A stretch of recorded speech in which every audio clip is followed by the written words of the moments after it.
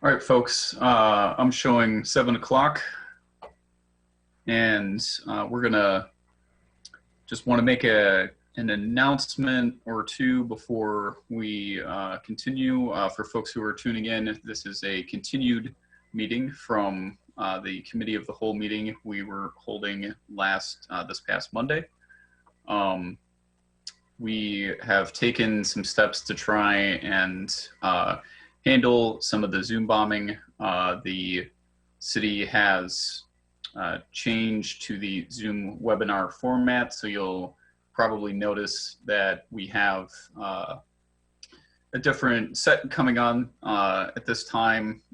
So everyone who joins the meeting, all mics are automatically muted, so no one can just drop in and Zoom bomb us. Also, we'll be using speaker view on our stream so that only the speaker is being shown. So anyone who's trying to Zoom bomb with video will not appear to most folks. And if you use speaker view in your own home system, you should only see the folks who are actually talking, and no one who drops in with a video will actually be able to talk because they'll be muted. So no one should see anyone should that be happening. So just want to let folks know we're continuing to try to improve on some of these aspects, but these are some things that we've taken, some action we've done since the last meeting.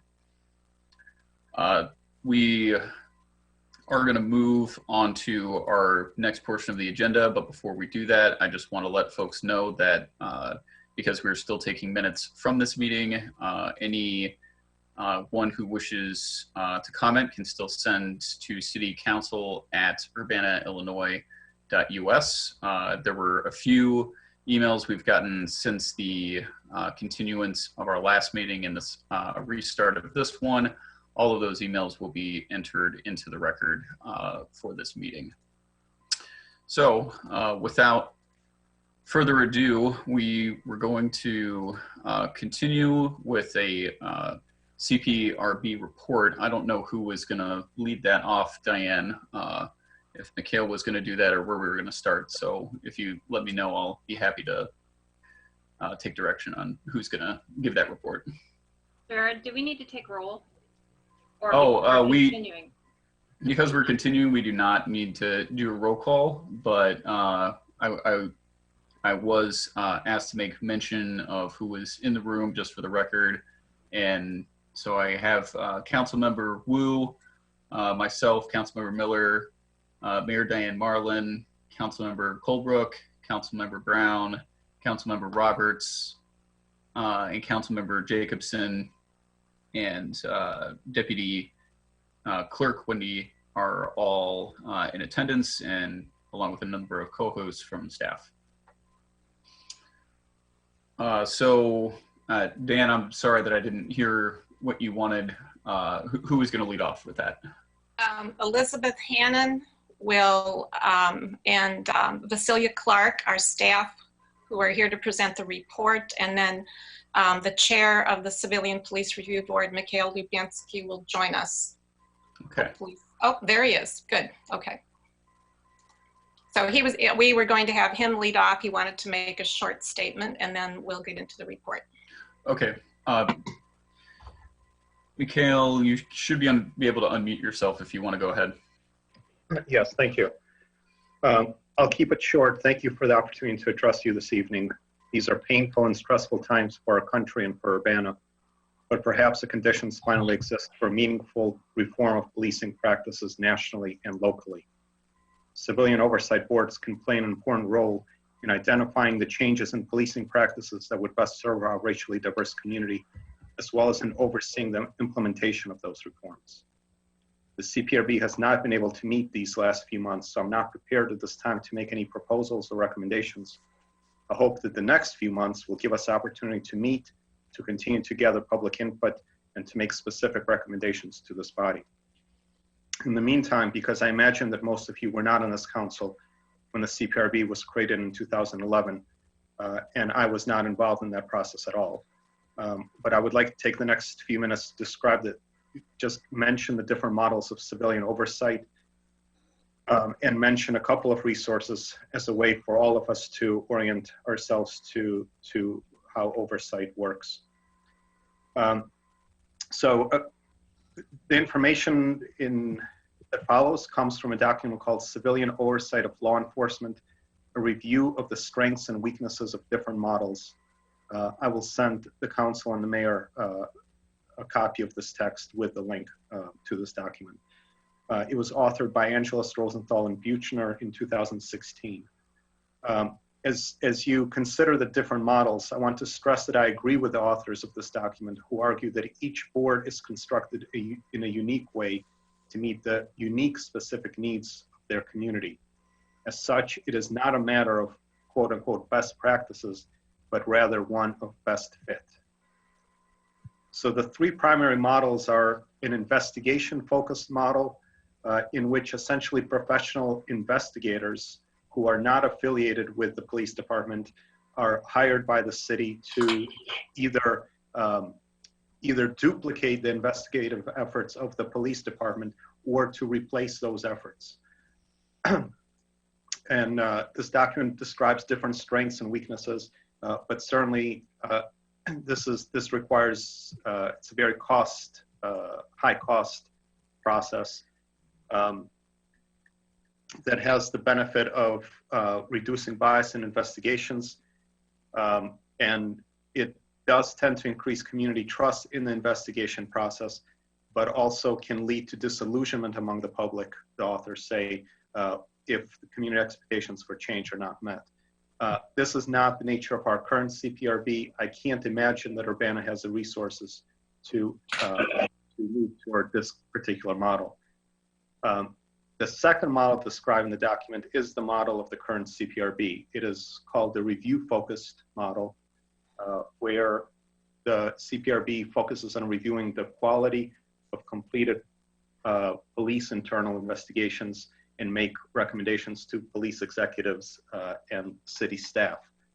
And there's a lot of variability in this model in terms of which complaints the CPRB reviews. So as all of you probably know by now, we are an appeals model here. So I don't know how many total complaints have been filed in regard to police conduct since the CPRB was formed in 2011, but I do know that only 4 of those were appealed and only 4 were reviewed by the CPRB. So we're seeing, I'm guessing, a very small percentage of the actual complaints. The third model, just as information about what else is happening in other parts of the country, is called the auditor or monitor focused model, in which the focus is not on reviewing specific complaints, but rather on monitoring the overall pattern of complaint investigations and documentations and findings and discipline and kind of providing that kind of oversight. And there are also, I should mention, a variety of hybrid models. The last thing I want to say that, as I started to look at different documents governing what national and local CPR boards are able to do, part of what is relevant, it seems, is the collective bargaining agreement with the Fraternal Order of Police. And interestingly, Part D of the side letter that pertains to the CPRB states that the police department's investigation and final determination shall be completed prior to any CPRB consideration of a complaint filed by a member of the public. So as I understand it, this means that the union is not opposed to the CPRB responding to civilian complaints directly and independently of a police internal investigation. It only states that the police investigation must be completed prior to the CPRB beginning its review. So certainly one of the things that I hope will happen as we continue to gather public input and consider how the CPRB might function in the future. But one of the things that I hope this body will consider is whether it makes sense for the CPRB to review all complaints made about police conduct and not only serve as an appeals body. Thank you. Thank you, Mikhail. I think, Bill, I see you raising your hand. Did you have a question you'd like to ask? Yeah, I had a question for Mikhail. You said that you only review, you referred to it as appeals board, and you only review complaints that are appealed. But the way I read the ordinance, you should at least be receiving all the complaints. So you should be aware of all the complaints and have a sense of what types of complaints are being made. Probably not the name of the officer, but hopefully some number ID of the officer, so you could track if some ID was receiving more complaints than the others. Have you been receiving those complaints? Because it's pretty clear in the ordinance. It defines a complaint as a written allegation of misconduct lodged against a sworn officer. And it says all complaints shall be submitted to the CPRB within 7 working days. And it goes on to say later, you know, how a complaint can be handled by the police and then appealed. So have you been receiving all those? Yeah, thanks, Bill. I didn't mean to imply that that those 4 reviews has been the only work that the CPRB has engaged in. My understanding is that there was a time when the CPRB members had full access to all of the complaints, and then there was a window, I don't know how long, but for a little while when we did not have that access. And then more recently, maybe in the, I mean, Vasilia can provide more accurate information, that access was restored. So we do now, again, have access to all the complaints. Okay, thanks for clarifying. Did any other council members have any questions or for Mikhail before we move on? Eric, I see your hand up. Okay, just so I'm clear that I understand, currently you have access to all the complaints, but you may not actually do a review unless the complainant appeals the finding from the internal police review, or may you begin a review as soon as the police have finished their review? My understanding is the first version of what you said, that we only engage in a review process if there's a formal appeal. Now I'm going beyond asking about process and asking your opinion. Do you think that the complainants understand that they have a right to appeal? I mean, that question is probably best asked of the complainants. I believe all of the letters that are, all of the finding letters have information about the right to an appeal with information about how to initiate that appeal. But so that information is there, but there's a different question in terms of, you know, to what degree do community members trust the appeals process? To what degree do they see barriers to engaging in an appeal? And certainly one of the things that our body has heard in during meetings, during the public input parts of the meeting, is that there's not confidence that an appeal is worth their time. So since you have had access to the complaints, have you tabulated the numbers about how many complaints, let's say within the last year, have there been? I have not tabulated, and certainly that's worth doing. In an informal conversation, I think I heard that there were over 20 complaints filed so far this year, with I think almost all of them coming from one person. I cannot verify this. This is you know, I would need to double check. Okay. Thank you. Mary Alice, did I see your hand go up? I was looking over the ordinance, and there's a couple of other items that the CPRD has the ability to do, and I was wondering if the committee had ever undertook those items. So the first one was, let's see, I have to scroll up, sorry. There is something about providing input to the mayor about changes in police policy in here. There's also something in here about community outreach and recommendations. I was wondering if the board had an opportunity to do any of those activities. So I can only speak to those questions for the past 4 years because I wasn't on the board prior to that. There have been a few, I would say, limited efforts at public outreach in the form of showing up to different events hosted by the city of Urbana and representing the CPRB during those events. That's the public part. What was the first part of your question? Providing recommendations to the mayor about changes. Yes, this has not happened during my time on the board, but in the last maybe 3 or 4 meetings, so this is going back now maybe in the last year, there's been a lot of interest in engaging that part of the ordinance. And part of, I think, our stuckness is that we didn't have clarity about like what would be the process, what form should the discussion take, how do we provide input to the city council, and of course, part of it is there's been changeover in the staff that's been guiding us from Alex to Preston, and now Preston has left. So we're in a little bit of a gray area, especially with COVID, in terms of figuring out like how do we even engage that. But as a body, we certainly have interest in doing this part of the mission. Okay, thank you. All right, Mary Alice, thank you. Dennis, Bill, or Sharice, did any of you have questions for CPRB Chair McHale? I'm not seeing. If I have anything to say or any questions, can I ask later? Because for me, this is still kind of like a tutorial. Of course, Sharice. Learning how this works. I just didn't know if you had anything you wanted to ask. Dennis, I see your hand raised. You should be able to unmute yourself, Dennis.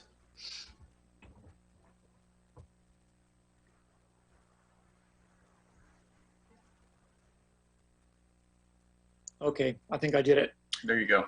All right, so I guess I'm kind of curious to find then in the future going forward, is the CPRB going to have discussions, continue to have discussions about the breadth of their scope as far as a review board, or how to implement new features that the CPRB would like to advocate for if we were going to change the ordinance? Yeah, thank you. We're very eager to have those conversations and eager to make our recommendations. So we're looking forward to our next scheduled meeting, which I hope the city staff will schedule soon. Okay, thank you. Sharice, go ahead. Yeah, I do have a question. So the CPRB, do you only meet when there is a complaint or a review or an appeal of a complaint that has gone through? Is that the only time you actually meet? No, according to well, first of all, part of the ordinance stipulates that we also review initially all unholstering of tasers by the UPD, and then more recently that's been changed to actual deployment of those tasers. So even when there are no complaints, we usually have at least a few of taser displays to look at. According to the ordinance, we have to meet quarterly, and in the 4 years that I've been on the board, we have been compliant with that. So you only meet regarding tasers? On some days, if there are no complaints and no other business, then the meeting consists of reviewing taser deployment, yes. Okay, so you meet before, I'm looking at the chart. So you meet to talk about when it says 54 displays, 7 discharges, and what I'm trying to understand is that the displays are when they charge up the taser but not use it? When they take the taser out of the holster, the camera goes on, and before there were body cams, this was essentially our best window typically into what was happening. Okay. And this charges is when you actually use it, when Correct. it actually gets used. Yes. Okay. I just want to make sure I understand. So, like I said, then a display is that when you said when they take it out of the holster and then they actually have it, not necessarily using it, but charging it. Well, it's charged, I assume, prior to unholstering it. So basically, it's in their hands. It's not in the holster. It's typically pointed to the ground so that it's not intimidating and a threat. Mm-hmm. So our video footage is sometimes very limited. We're just looking at the sidewalk, but it also had audio. So again, we were, when it was unholstered, we actually had an ability to listen in and sometimes see the things that were happening. Okay. Okay, just a reminder to all call hosts, if you can mute your mics when you guys are not speaking, so that whoever is speaking is the only person who's showing up on the viewer. Just a reminder, little noises and bumps and things can get picked up on the mic and change the camera. And Jared, I've got a comment as well. Oh, okay, Bill. Sorry, I didn't see you. Go ahead. Yeah, no problem. Mikhail, I guess this is directed to you. It sounds like the ordinance itself restricts some of the activities of the board in that you can't really take up any discussion about any particular complaint until somebody appeals it. So there's that restriction. But also, we've heard tonight that there's some things that you can do proactively. I guess I would just encourage you to explore, have those conversations, and find out what you can do, proactively with the community, the community engagement. If you want to, look over the policies and suggest some changes, do that as well. I believe we've heard a lot of public comment throughout the last month or so that the community is really eager for, your board to get a little bit more involved, a little bit more engaged in the process. So from my perspective, I encourage you to do what the ordinance allows you to do. Okay, Michaela, if you had any last words, go ahead. Otherwise, we'll allow Elizabeth to begin the report. No, thank you everyone for your comments and questions. Thanks, Mikhail. Elizabeth, if you're ready, go ahead whenever you want to.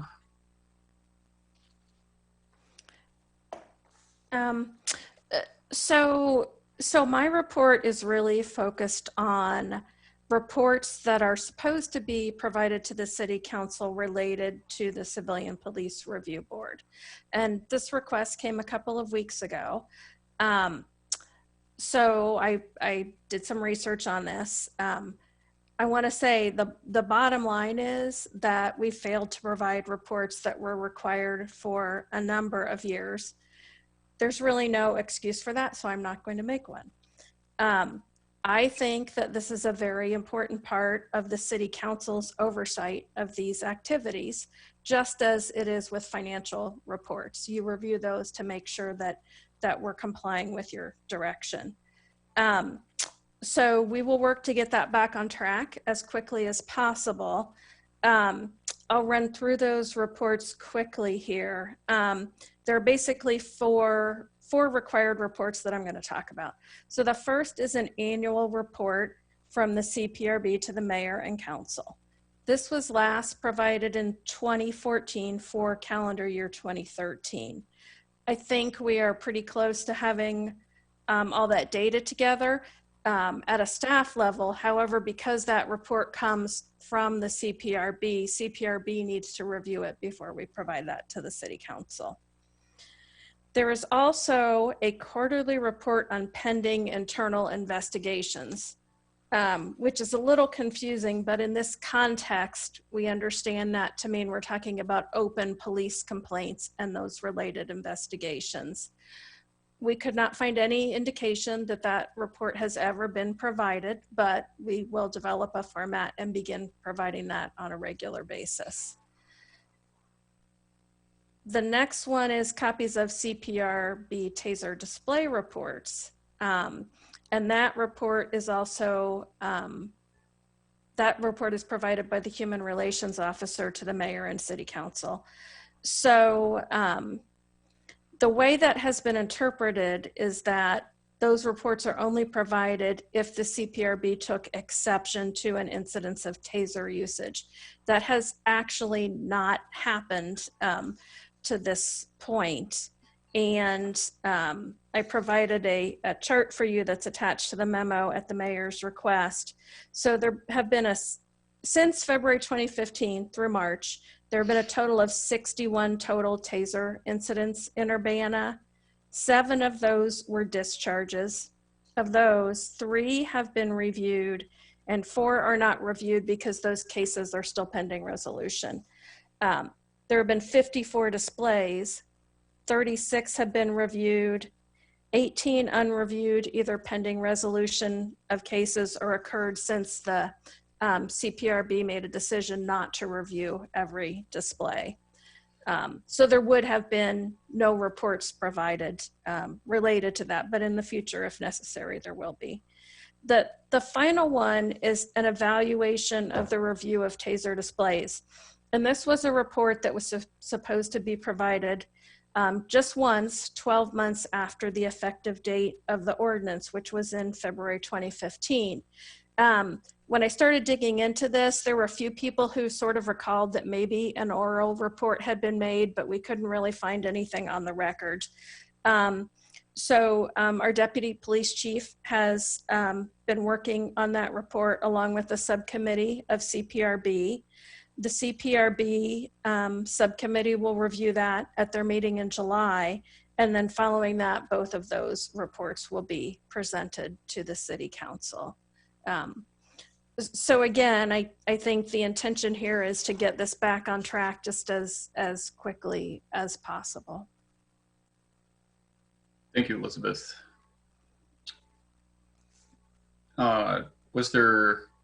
Were you giving the entirety of the report, Dan? I thought I heard there were 2 folks, or is it just her and Mikhail? Yeah, Vasilia's also on. If you have questions, she can jump in where that's necessary. Vasiliya is available for questions. Okay. Mm-hmm. I didn't know if she had more to add or not. And she's the Human Relations Officer. Yeah, Human Relations Officer Vasiliya Clark. Okay, council members. Bill, I see your hand up. Go ahead. Yeah. So on the decision to not review taser displays and only taser uses, that's actually in our city code. It's part of our ordinance. So if that decision's going to be made, it needs to be made by the city council. So I'd ask you bring a ordinance or something to city council that we can vote on and discuss that. I can understand, why they might decide that, but I'd like to hear the reasoning and make the changes official. So, and then since they usually only meet quarterly, that's what they're required in the in the ordinance. And April was canceled, so officially you should probably meet in June. I could see putting it off to July if you can't get it going. But I also couldn't find bylaws. Most of our commissions have bylaws on their website. But I know for other commissions that meet monthly, we can reschedule meetings. And I'm pretty sure the chair has the ability to call special meetings, pretty similar to how we operate in the city council. So I'd suggest meeting more frequently for a while, now that we have some momentum going on this. And I'll leave that up to the board how often they think they should meet, but I'd like to see them meet more frequently in order to establish some goals, basically. And if they want to have a joint meeting with city council to do a goal setting session, I think that could be useful. And those goals could include some of the other activities that the ordinance currently allows, as well as coming up with recommendation for improving the ordinance. I did see a list of taser displays on the CPRB website, but maybe those are just the ones that they reviewed. It looked like there's maybe a couple dozen. And that was last updated in January of 2018. So there's been some work some reporting done on those. I remember those being provided to the city council. But I really appreciate you doing the background and going over what the reporting involves. I look forward to having regular and more detailed reports. I'd like to explore, using the data in good ways to help improve the department training. Hopefully if they're looking at a lot of, or however many complaints we get, whether they get reviewed or not, if they look at all the complaints, hopefully they'll have an idea of where we're lacking in training, and maybe come up with some formal reporting on what training's been done, so we see, how many officers are trained in CIT. That should be a regular metric. What our minority makeup is,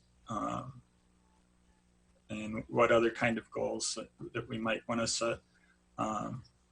I happen to see that there was an organization, I think it was my brother, I forget which organization it was, but Obama was on a quick Zoom call today, completely all about reimagining policing. And it's a big effort, and he's putting out a challenge to every mayor to review the use of force policy and commit to reforming the use of force policy. I know I've read through ours. I don't know how long it's been in existence. I know the city council doesn't set that. That's something under the auspices of the police chiefs everywhere, as far as I can tell. But certainly city administration can weigh in pretty heavily on it and make recommendations to the chief. Hopefully the chief can take some initiative. But reading through ours, it seems to me just honestly that it was written more to protect the city from litigation. You can interpret it in a lot of different ways, but basically by saying that an officer can improvise in various ways, it seems like you can always say, well, they were improvising, and there's not a lot of restrictions. And I'm not convinced that knee on the neck move would even not be allowed under our use of force policy, and that's disturbing. So I hope that that's something that the CPRB can look at. And just again, I wanted to thank you for your efforts in getting the information about reporting together. Thanks, Bill. Other council members? Mary Alice, I see your hand. Yeah, well, Bill basically said everything that I was going to say. I think that, Mikhail, thank you, and several other people have reached out on the board.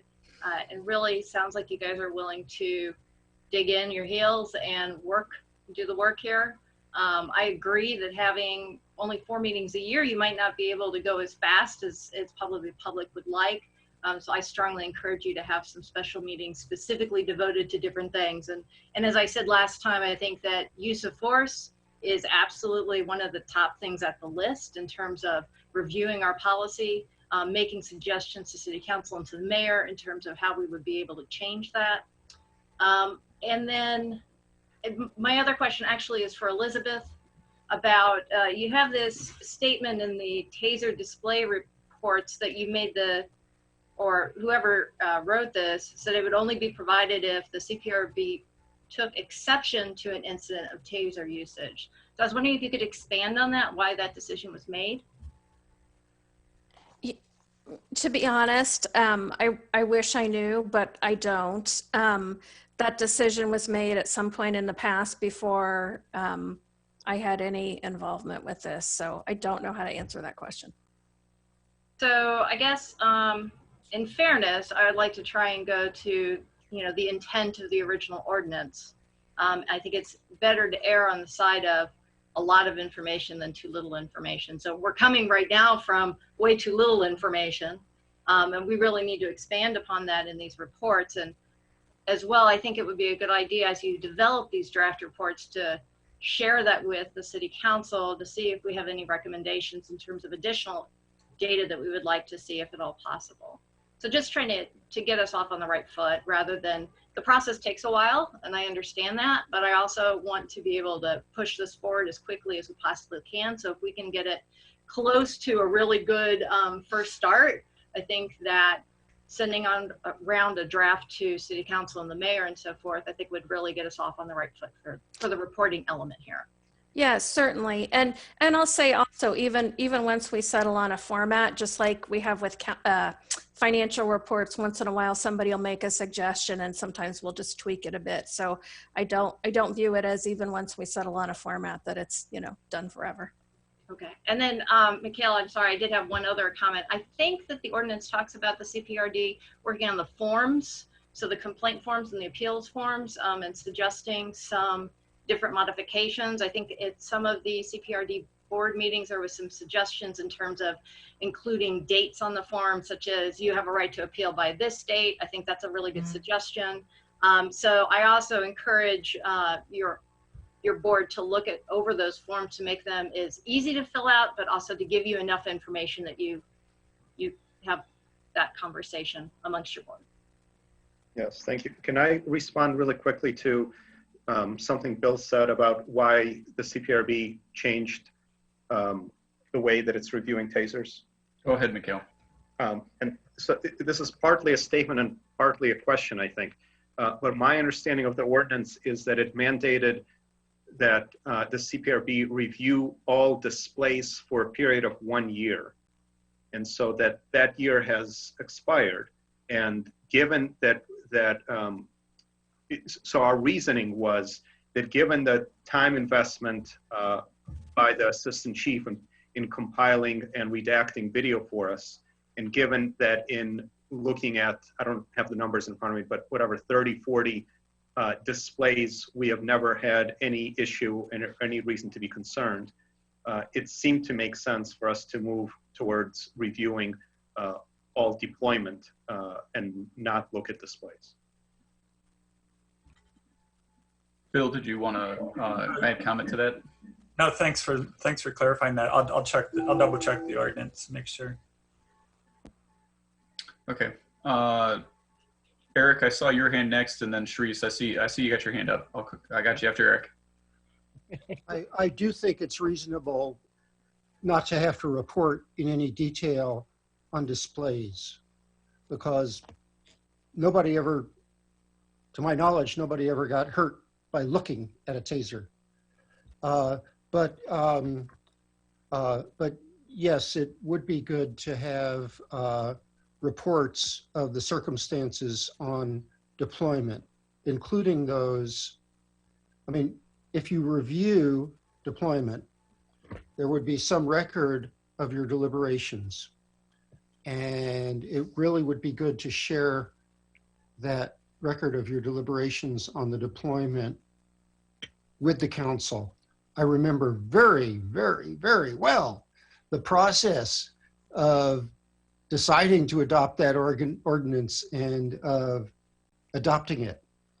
And I think that as much as can be done to demystify tasers as possible is really a good thing. Thanks, Eric. Go ahead, Sharice. I was just going to say that I was wondering if there, Mikhail, if there's a rubric that is used to determine what gets reviewed and what doesn't. Like you know, if even with the just the display, is there a rubric of sorts where if what you hear on the audio seems to be kind of volatile, and that's why there was a display, not necessarily a discharge, or do you determine, how do you determine what not to review and what to review? Well, we used to review all displays. So anytime a police officer took the taser out of the holster, we would review that. And as part of that review, we would have access not only to the video and audio associated with the taser, but also to any of the footage available through the squad car cameras. And then once the body cams came on, we had access to those as well. So we usually had many different points of view and many different angles through which we could determine what was happening. Okay. That's it. Okay. Dennis or Bill Colbrook, did either of you have further questions for Elizabeth or Mikhail? Dennis, go ahead. Go ahead. Yes, I'm really interested in knowing too a little bit more about plans for public input and public outreach by the CPRB.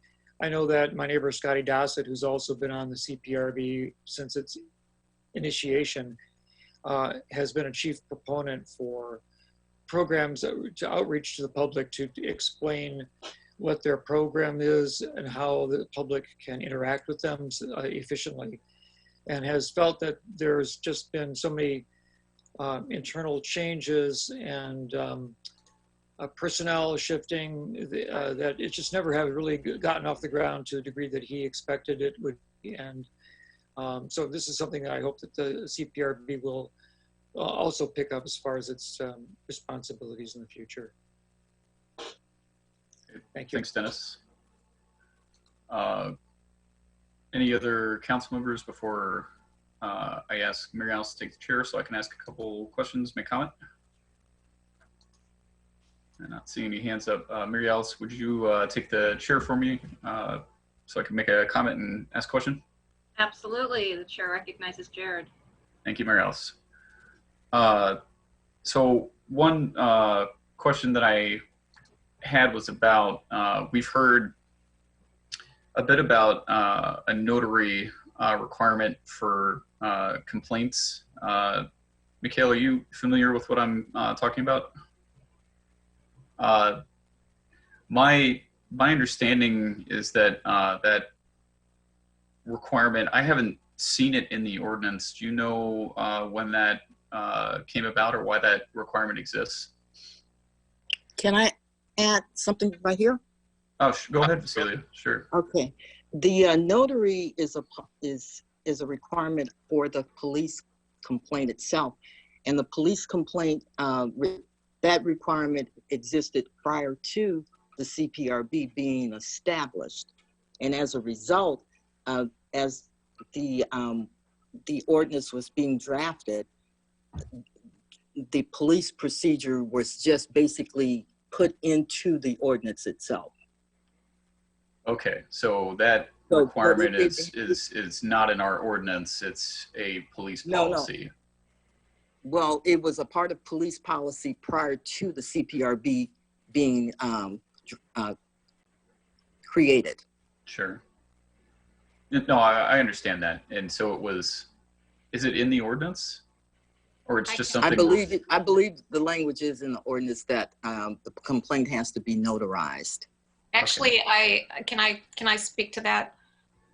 Go Yes. ahead, Diane. Yes, go ahead, Diane. I had an hour-long conversation with Scott Dossett this afternoon, which was great because he's the historian for the CPRB, but we talked about this requirement, and it apparently the notary requirement is actually on the form, the complaint form. But okay. I believe he indicated it wasn't written into the ordinance itself, but it's always been part of the complaint form. And as Vasilia indicated, that was incorporated into the process. Okay. And that's to confirm identity. You know, that was part of the process to confirm identity. I saw Scott raised his hand briefly, but he put it back down. So I'm assuming he was going to confirm what you just what you're just saying. So Jared, do you want me to still keep the chair, or would you like it back? No, I'm going to continue with just another question or comment. But Scott has raised his hand. Scott did raise his hand. I just noticed it. If you wanted to recognize him. Okay, I will unmute you, Scott, and recognize you. Hi, thanks, Mary Alice, and everyone for all your time. Yeah, the story kind of unfolds after a big debate. Believe me, it was vigorous within the CPRB as we were coming up with our policies and procedures and, you know, kind of laying this all out. I think Todd Rent really envisioned a system that was driven very much from the HRO and not the police department, that might give people more legal standing based on them having had a form that was notarized. And I can't critique Todd for that, but that's the way the conversation developed about that particular item. Other than that, I think it's pretty evident that there's this dynamic tension that we have between those two offices, one of which has been unmanned for a while. So I won't get started on that. I'll just leave. Thank you so much. Jared? Thanks for adding that, Scott. Thank you, Mary Alice. Okay, well, that's good to know that some history on that and why it's on the form, even though it's not in the ordinance. And obviously there's a little bit of, I think, what are we following, the form or the ordinance here? I didn't have a lot of specifics on the CPRB as it exists today. Just as a comment to council is, you know, with it being almost entirely unfunctional since its creation and not giving its reports, not doing its due diligence and what it was prescribed to do by ordinance. You know, even though we're going to try and resurrect this, and it may be a tool in our toolbox about how we look at what we're going to do with our police department moving forward, coming from the calls of the public. I would strongly encourage members to look beyond, members of the council, talking to you guys, look beyond simply what is possible through the CPRB as the ordinance is written today, and remind folks that, you know, if we really take into consideration what the calls are from the public and what the best and brightest folks who are looking at what people really need to do to have transformative change in police departments, that it extends beyond even our ordinance of the CPRB, that I would encourage everyone to think that we need to think beyond, you know, well, what can the CPRB do better? Because even if we are able to get it functional again and bringing reports to us, it's not going to get at some of the roots of these larger issues that we're facing with police departments across the country: lack of accountability, lack of oversight, and especially civilian oversight over police departments. So just a comment to folks, you know, and this is one of the reasons why, you know, at the last meeting, and I'll, you know, continue to say that we need to have a special meeting to discuss, you know, this issue in depth, because it, you know, CPRB is just one portion of this equation, and it goes way beyond the issues that are here. And I think, but council members obviously did a great job in addressing some of the issues, and it is one part of the piece, but I think the picture is a lot bigger. We need to not lose sight of the bigger things that are going on here that extend beyond the CPRB. And that's it for my comments, Mary Alice. If you want to, would you like the chair back? Sure, and I'll recognize folks to respond. Can I interject, if I may? Go ahead, Carol. Thanks. I was trying to raise my hand, and for some reason I don't have that option on my screen. But you know, the subject of the notary is something that Jim Simon and I have been discussing recently, because we have gotten some appeals of that issue on CPRB or the police complaint forms. So I think that Jim could add some more a greater understanding for folks about the nexus between what the ordinance says in terms of the need for a sworn statement and the use of the notary, the notarization. Okay. Thanks. Jim, did you want to comment?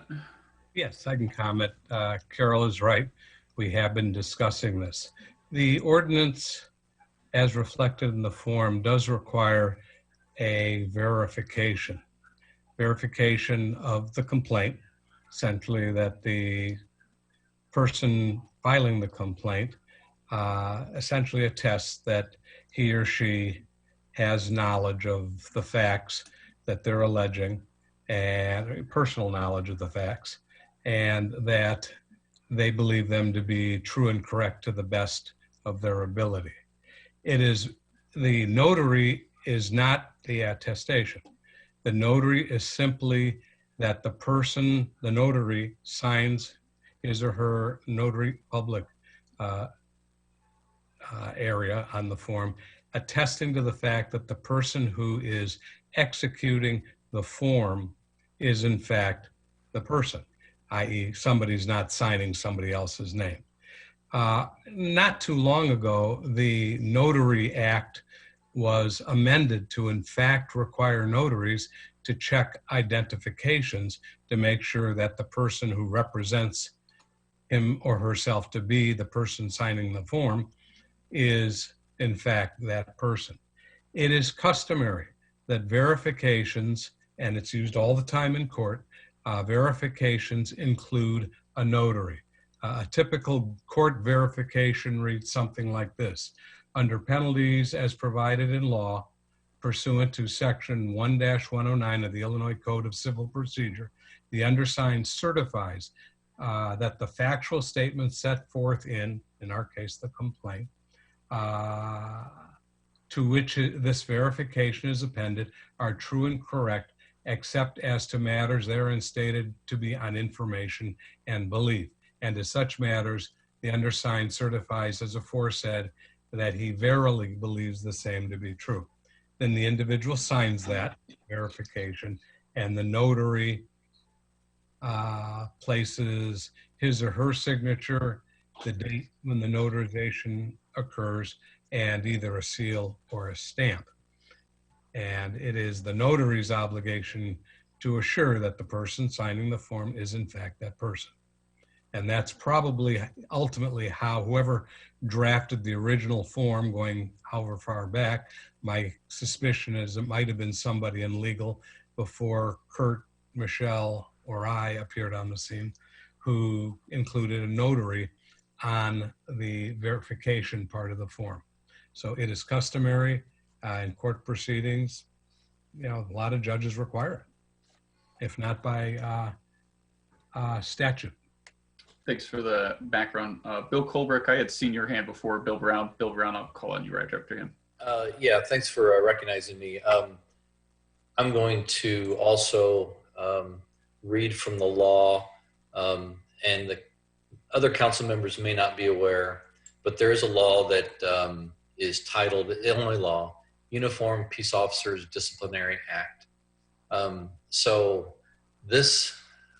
I believe the history of this was based in just a series of complaints nationwide and in the state. And basically, the law was created in order to give police officers some basic fundamental rights in the investigation and disciplinary process. Understanding that police officers are citizens, they have rights. Police officers are employees, they have employment rights. And there's to the point of the notary, there's a section in the law that basically says the officer, before administrative procedures are instituted, the officer shall be, and I'm quoting now, the officer shall be informed beforehand of the names of all complainants. So that speaks to Mr. Simon's comment that it's used to affirm the person's identity, because obviously if a police officer is going to be disciplined, if he's going to have consequences to his career, possibly lose pay, possibly lose his job, it is his or her right to have a fair process. And part of that fair process is to know who is complaining against him. So I just want everybody to be aware of that law. Once again, it's titled the Uniform Peace Officers Disciplinary Act.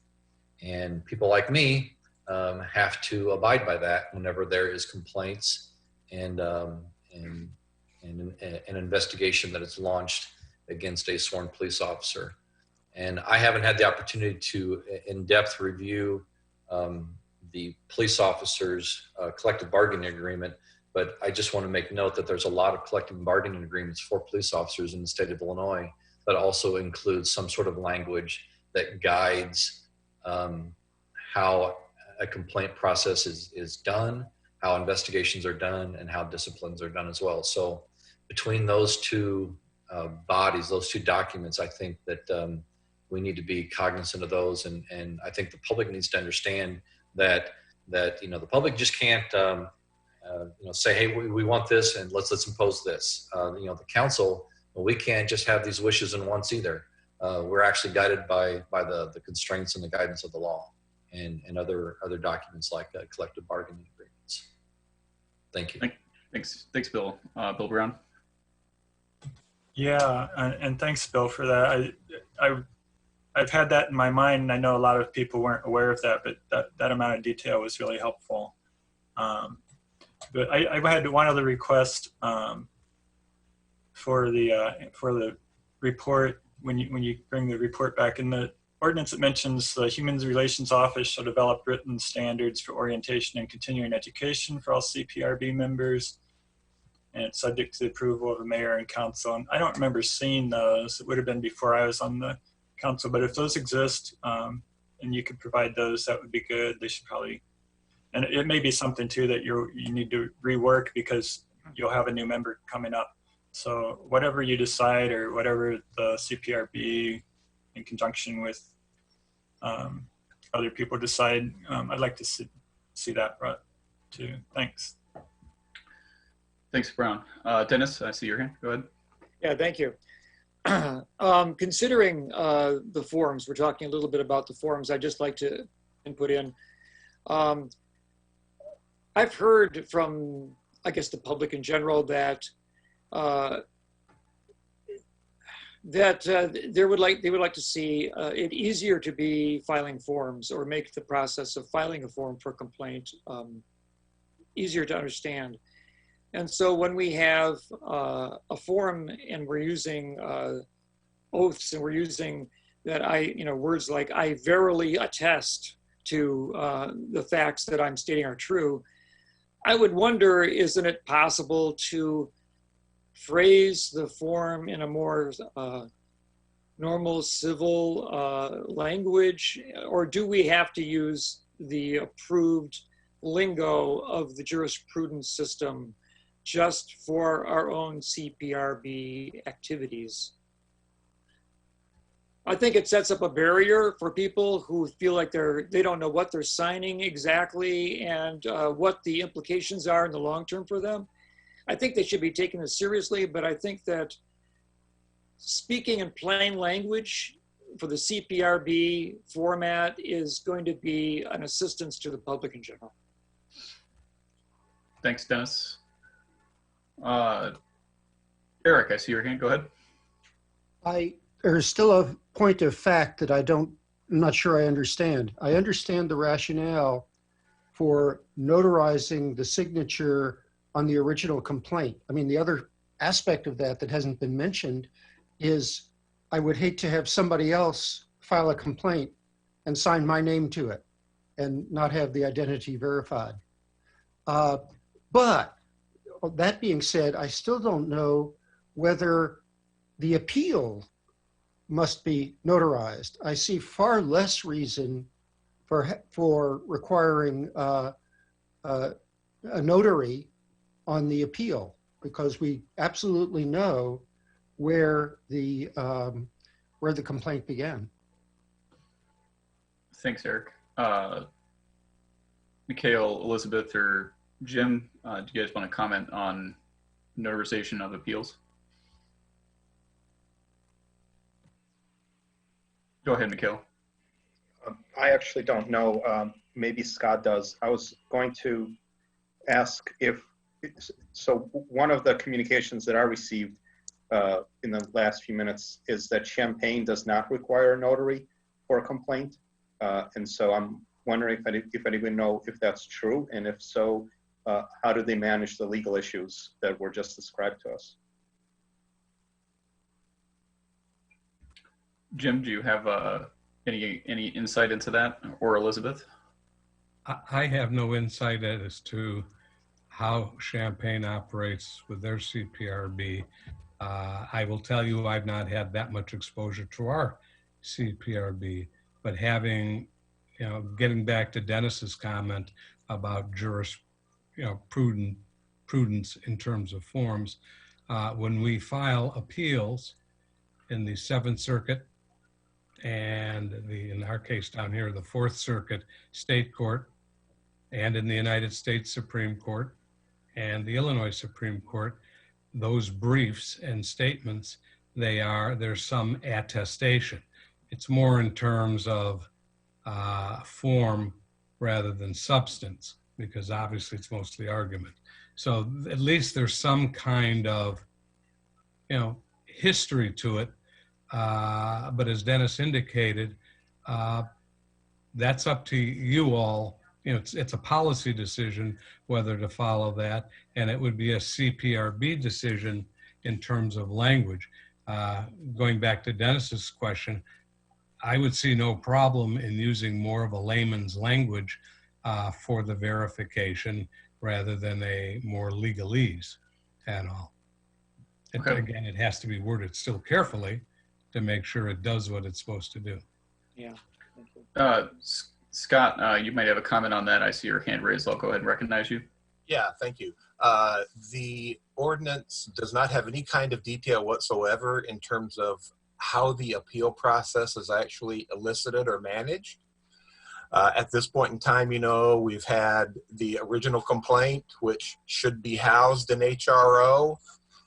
The police department has done an internal investigation. The chief writes a nice letter. The complainant gets back and says, I'm not happy. I don't know that we have ever used a separate form of any sort to elicit that appeal. It's kind of common knowledge. The complainant gets back to the chief, and I don't really know. The best person to answer that would probably be, chiefs who've gone through an appeal. And so Chief Serafin would have done one, just a couple of weeks ago, or months ago. So that's just a little input. Okay, thanks, Scott. Jared. Cecilia, go ahead. I just want to give a little history here. The notary issue didn't become an issue until COVID, because the folks would bring their complaint in and the police staff would notarize the form for them. So this whole issue of notarizing and it came up as a result of the building being closed to the public. Okay. That's interesting to know.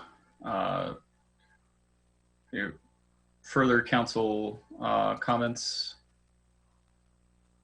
I'm not seeing anybody's hand raised. I am curious with it seemed, this is obviously something that's going to need a lot of work still. And again, outside of the work specifically on the CPRB, which is important, I want folks to remember not to lose sight of the bigger picture in this. I think we're going to need probably another chance to talk about this in this format because we've raised some issues here and I've gotten some information that's, we just need to make these things accessible. I think the consensus is there to do so. And in the process of tackling that, I think we'll get there. If there are not any further comments or questions for staff, we'll go ahead and move on to the next agenda item. Okay, I'm not Great. seeing, did I hear somebody? I'm trying to watch everybody's video. Okay, all right. Well, we're gonna move on in the memo, and I believe we have a CIP capital improvement plan presentation next. Yes, thank you. Hello, Carol. Hi. I'm really excited, and I see some smiling faces of people who are going to help me with this presentation. Also, this is what we're going to call the new and improved CIP for your review. This is the first installment of 2, and this is we're going to talk to you about the projects tonight that we will be presenting in greater detail in terms of an actual financial plan in a couple of weeks. But I do want to tell you by way of introduction that this has been a real team effort. And in the past, I think the CIP wasn't really given a lot of,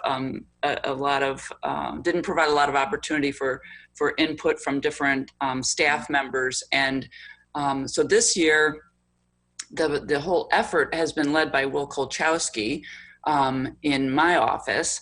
And we plan to keep the sort of the ownership of the CIP in the city administrator's office going forward rather than in Public Works because of the cross-cutting nature of it. We haven't been able to take full advantage of that with other departments and our external partners like the Park District and the school district like we would like to. But this is going to be a work in progress, and we're going to and we will do more and more as we move forward. But the big difference is that we have developed these project books, and we're going to walk you through the projects tonight. And Will is going to be our sort of MC. I just want you to understand how the presentation is going to go. I believe that Will is going to share his screen, and then different folks that are on the team, whether it's Shannon or Justin or Vince or myself, we will then just talk through the slides as we go along.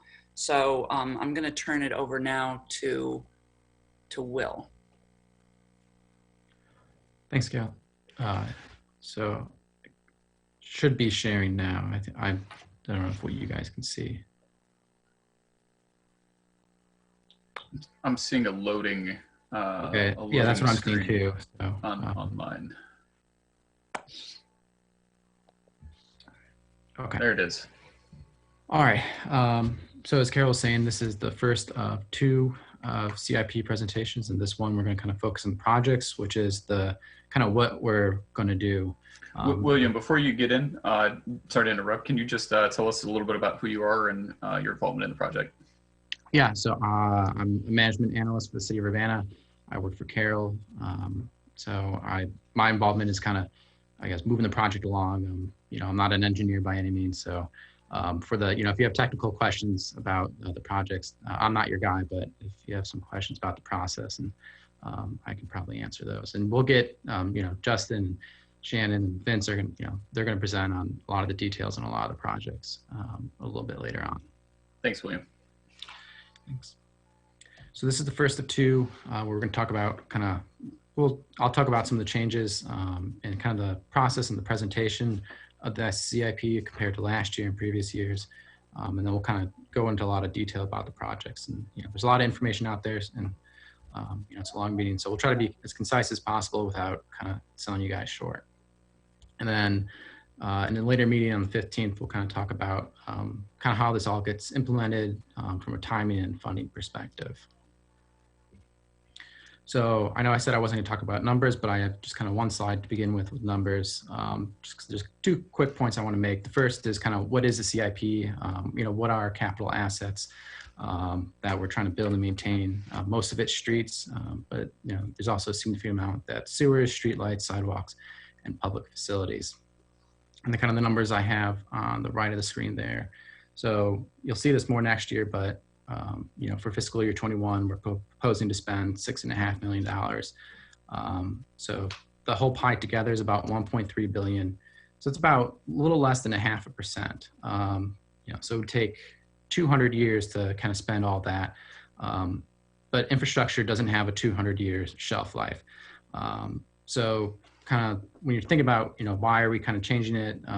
It's part of the reason is because there's always going to be more projects than we have money to spend. More projects than money. So kind of figuring out how we choose what projects to do.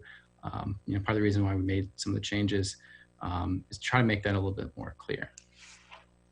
So where does that money come from? There's 5 major funds that make up the capital improvement plan. So you have the capital replacement and improvement fund.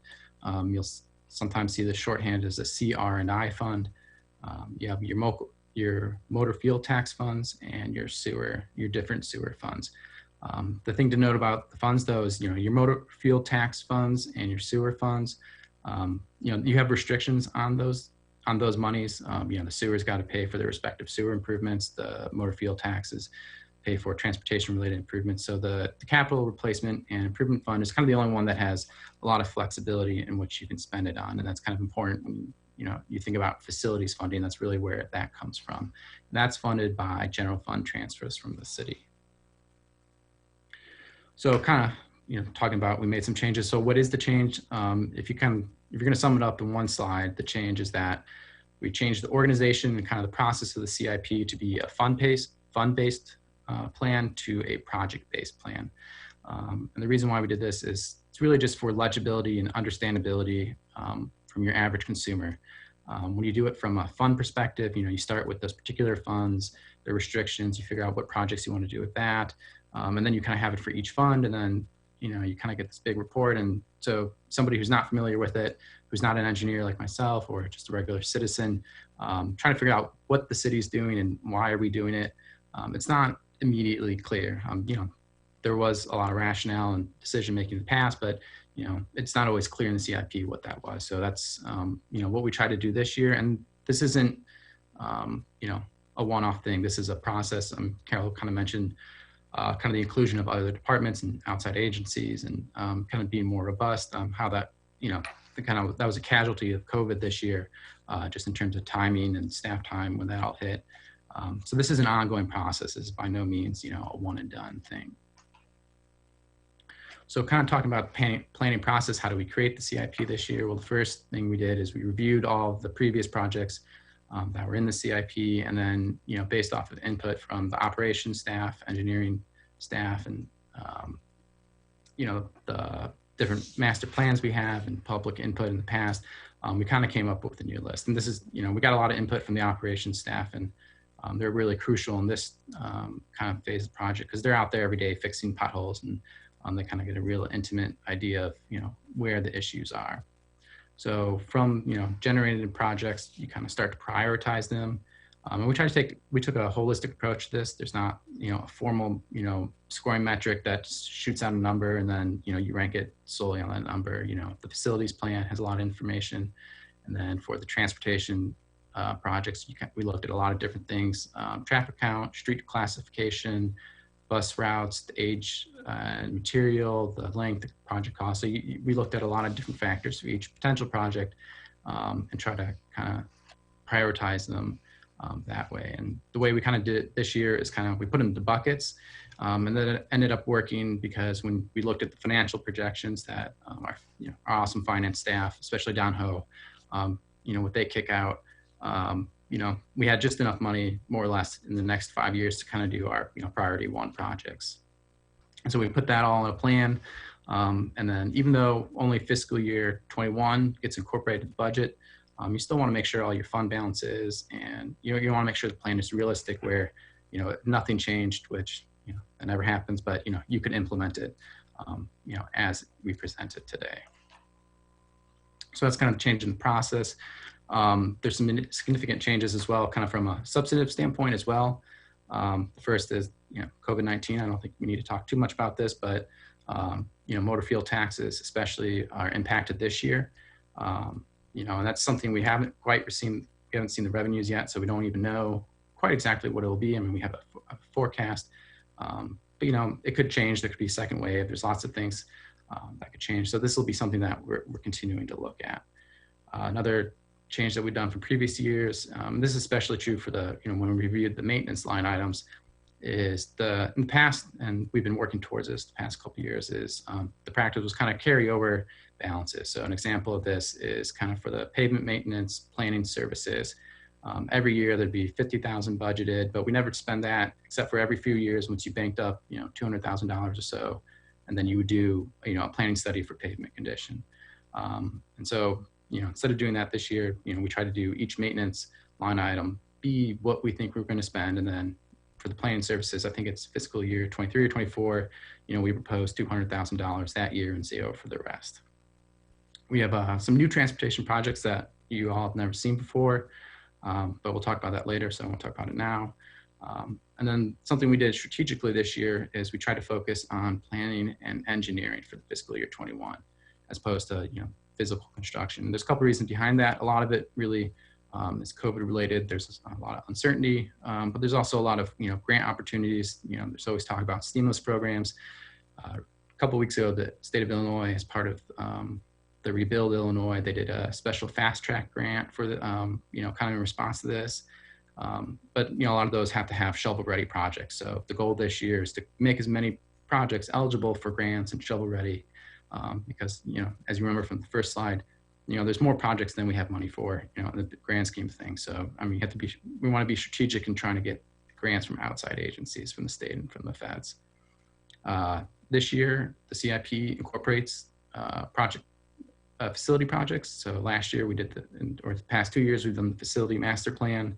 That's just about wrapped up. So we've started implementing the recommendations from that into the CIP. And I think we'll talk about this more on the 15th, but over the life of the CIP and beyond, there's a lot of facility needs. And, as it stands now, especially in that, the CRI is the only fund that can pay for this, to do everything that the facilities plan says we should do. Ultimately, in the future, we're going to need to put more money if that's the, path we want to take. That's something we'll kind of make more clear in the next presentation.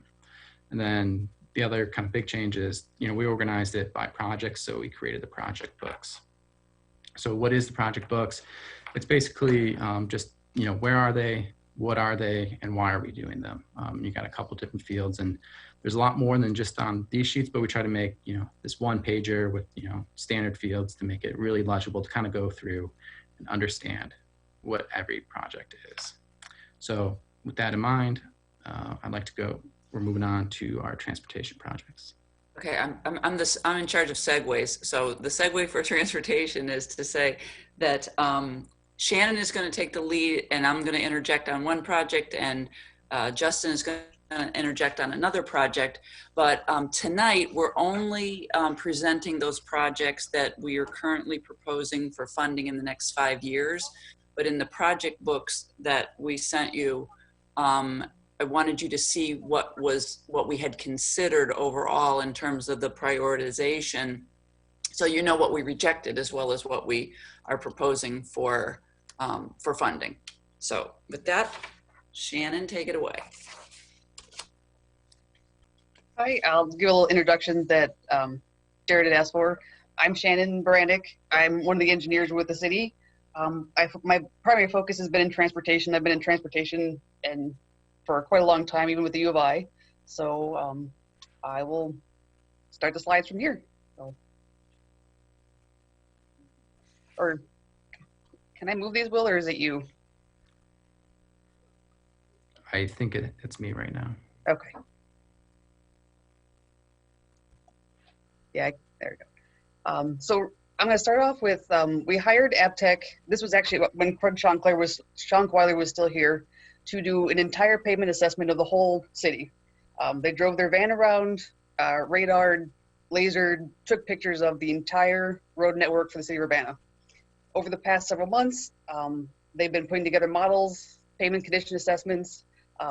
They actually just emailed me today. They're finishing up some of their programmatic models, which will help us in the future do further CIP, have a better understanding of what's going to cost, what needs to be addressed. Because while our operation guys are amazing and they do drive the streets the entire time, sometimes there's things that just get missed. So this will help us fill in the blanks, fill in the cracks. That's transportation plan, by the way. And so hopefully once they'll get it done here the next week or so, and then they will also present to City Council the models too, because that's one of the deliverables that we're waiting on. So next slide, please. This is just an overview of the transportation projects. The only ones I'm going to cover are the planned projects, with the exception of the ones Carol and Justin will talk about. Future projects are just mentioned. Those are in the project books. Those are not what we're covering tonight. So the first one is Lincoln, Washington to Clarny. Lincoln is one of the highest traffic streets in all of Urbana, and this section of pavement is falling apart. There's multiple student residences. So there's also safety concerns for crossing the street. There's a bus route. It really presented itself as something we do need to focus on from a safety standpoint for Urbana residents. So, next slide. Here we go. Fair Lawn Divine may not seem like a street that is a high priority to a lot of people because they don't drive on it, but it is actually used by quite a lot of people. It's a bus route. It's a residential neighborhood. It's also one of the worst conditioned streets in the entire city.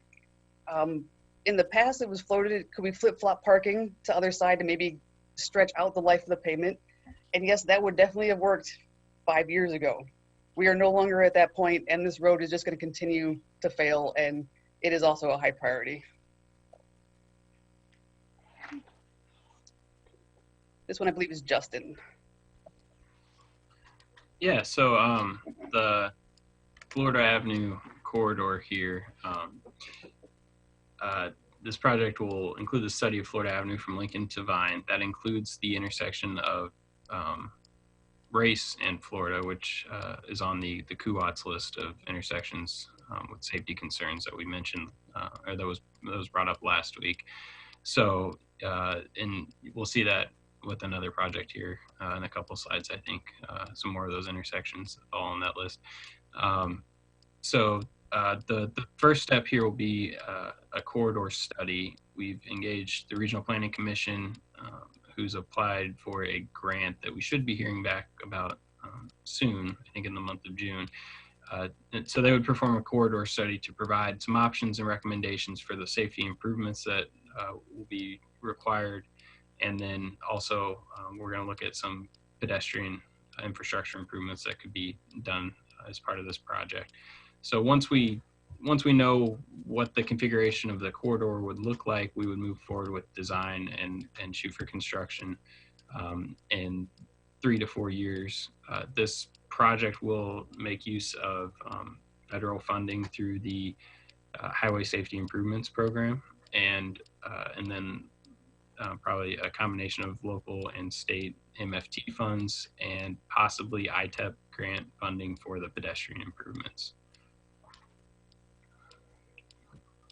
And I'm just going to jump in real quick again, because I think this is a good point to mention that, you know, a lot of the cost figures you're seeing both in the CIP and the project book, you know, same ones here. A lot of these, especially for the new projects, are, you know, just back of the envelope calculation. So especially for a project like this, you know, where we're doing a study, I mean, the scope is going to change. So, I mean, year over year, these numbers are going to, you know, they're going to fluctuate just because, you know, we're getting more information about them. And just to that point as well, we're going to try as we go through and refine the project pages over time to explain, you know, like right now we have a lot of BOE, back of the envelope numbers, and they're designated as such. But we will tell people going forward what the status of, you know, what level of design are we at, and that the scope as well, so that people understand what's in the scope and how refined that cost estimate really is. Okay, now, Race, Washington, and California. The reason that I'm doing this one is because this is one that Bill Brown had asked about a couple weeks ago.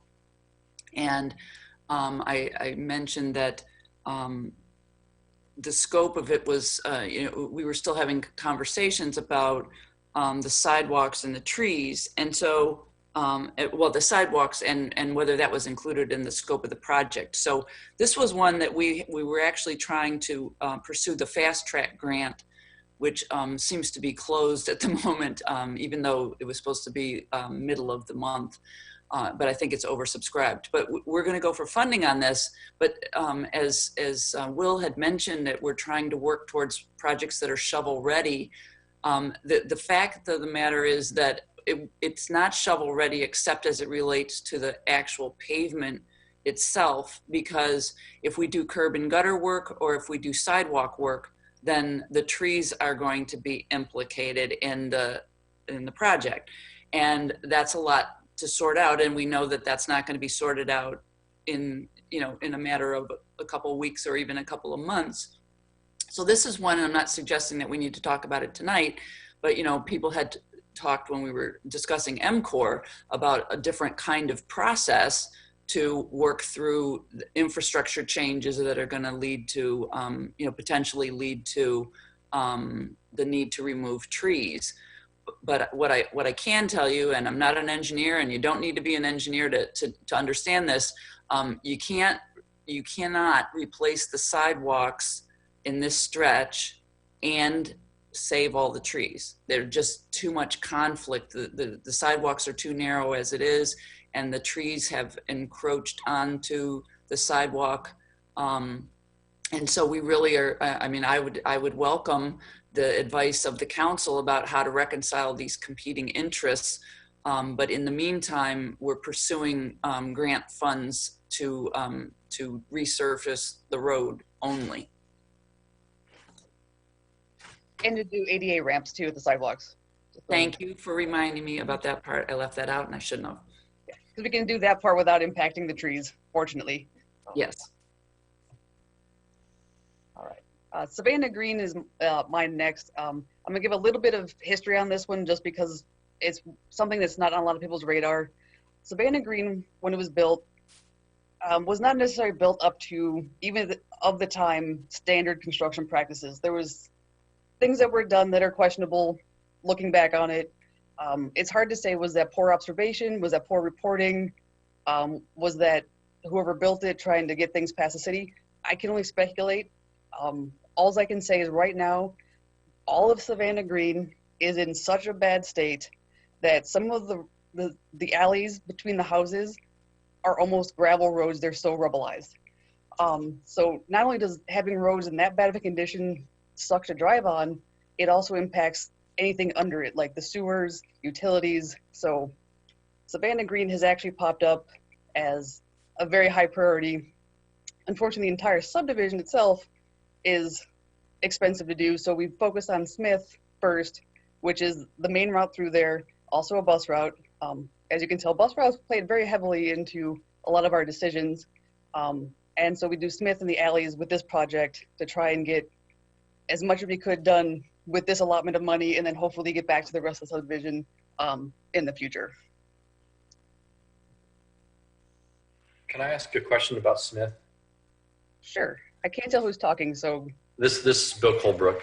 Okay. Smith, as a lot of people know, that's a residential street, and it just appears to me with parking that it's really narrow. It's tough for two cars to pass each other in opposite directions, and there's a lot of kids, tons and tons of kids in that neighborhood, and I just think that it's kind of an unsafe environment now. I think it should be a concern of the council. Is your plan just to simply repave Smith and not do anything about the width or the parking issue? So there's more backstory on that as well. Back when this subdivision was originally planned, it was to be no on-street parking. All parking was going to be in the alleyways, in your driveways that are off the alleyways. However, I don't know exactly what decision was made, but the decision was made to allow on-street parking. Technically, the street is actually wide enough for two vehicles and a parking lane from design standards. However, human perception comes into play with that, and it makes it think, oh no, I'm not going to fit even in my tiny little, smart car. So that actually, as counterintuitive as it seems, helps slow down traffic. That human perception of I'm not going to fit is a great traffic calming device, and it's been used in many cities. Parking cars on the street is a cost-effective way to slow down traffic. But I do totally understand where you're coming from with, there are children. I mean, there's a park right in the middle of Savannah Green. More history. In my time with the city since 2018, I have spent more time in Savannah Green than any other part of the city. I have been out there for various traffic commission items. I have been out there for the payment assessment. Everything in Savannah Green is a concern. And I would, welcome if the city council would like to talk about it further as a separate discussion. We can go into it more. If you have another question now too, I welcome it. Can I just want to weigh in here too, just because I think it might be worth a separate discussion at some point, because what I have learned through hanging out with these engineering people and the operations people is that we have problems, and you'll see it reflected in the future projects. We have problems in a lot of subdivisions, and as Shannon said, it's not necessarily clear how all of that happened, whether whether we approved specifications for roads that were substandard by today's standards, whether there was poor construction observation, whether we just didn't do the construction observation, whatever the cause is, we have problems throughout our subdivisions, and we have to begin to address that. And Savannah Green is by far the worst.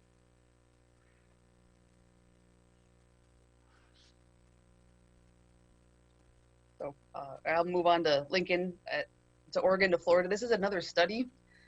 This is a very prime route right through University Territory. I believe the traffic through there is 15,000 ADT, which is average daily traffic.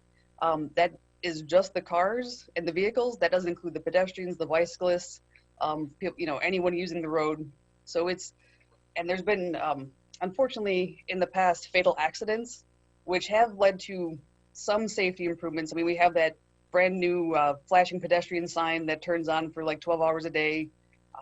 There's a bunch of signage through the corridor, but it still needs something else. So it's another one we're going to study. RPC is going to help us out on this. We're going to get some public input.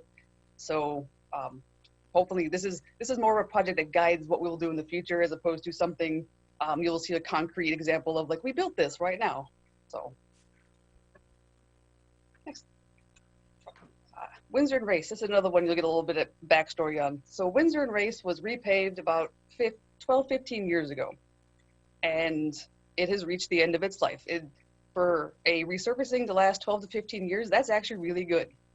Unfortunately, it has gotten to the point where the pavement is starting to unravel, and since this is a high volume road and a higher speed road compared to the rest of Urbana, it does present safety concerns. There's a bike lane there too, so heaven forbid you get a car that hits a pothole and hits a bicyclist. Not only is this one that I noticed myself, but it was also brought to my attention by operations. Vince Gustafson takes that road every day, and he's like, hey, this is getting bad. So I went and did a quick survey, and it did present itself as, we need to fix this now, especially because Champaign is fixing their side of Windsor. So really just to make everything cohesive between the two cities, and it's a main corridor, it's a high priority. And then I'm not going to read through this. This is all in the project books. This is the future projects that just didn't make the cut for a high priority with the budget we had to work with. Okay, the segue to traffic signals and streetlights is that the way that we have approached traffic signals and streetlights in the past has been really, really reactionary, and it's problematic for a number of reasons, not the least of which is the infrastructure is aging and we need a plan to deal with it. And we have a new electrical supervisor who's eager to help guide us. This is a sort of more of a preview of coming attractions. We're not really making a departure this year in what we're proposing in the CIP. We're just going to complete the Nevada Street Series, the streetlight replacement there, and that would be phase 2, because phase 1 is about to get underway. But Vince is going to explain to you what we expect to be including in future CIPs, just so that you understand how this is going to change. Yeah, thank you, Carol. Once again, Vince Gustafson, Deputy Director for Operations here at Public Works. Yeah, I'd like to thank Whitney Gardner, our new electrical supervisor, who's really hit the ground running, and basically wanted to touch on 2 major areas that we'll be focusing our efforts on, putting together our information for future capital improvement plans. And first is traffic signals. We need to plan for modernization of our controller cabinet equipment. We've got some obsolescence of equipment we have at our intersections now that we need to prepare for, and we can do a phased approach based on age and serviceability of this equipment. We plan on looking at needed upgrades to our audible push button stations and also our emergency vehicle preemption detection systems. Another great opportunity that a lot of agencies both locally and nationwide have been implementing is fiber optic networking of our intersections. This will allow for real-time monitoring from the office of these intersections and their functioning, as well as remote diagnosis, especially during cold and inclement weather. The ability to remote in from a nice warm office and determine, if it's, what exactly the situation is, so we can quickly and more efficiently, and oftentimes make the needed repairs remotely. Well, great safety improvements that we need to be exploring. Secondly, we really need to move forward with roadway, lot, and area lighting modernization. LED technology is proven, and it's actually just become the industry standard now. The return on investments are a given. So we're looking at focusing on two main areas, and that's LED street light luminaire upgrades, as well as city parking lot and area lighting, including some intuitive lighting systems for lots. We'll be looking into that. We also need to look at upgrade and replacement of our steel and concrete light poles throughout the city. I can say that we've already started operationally implementing some LED conversions.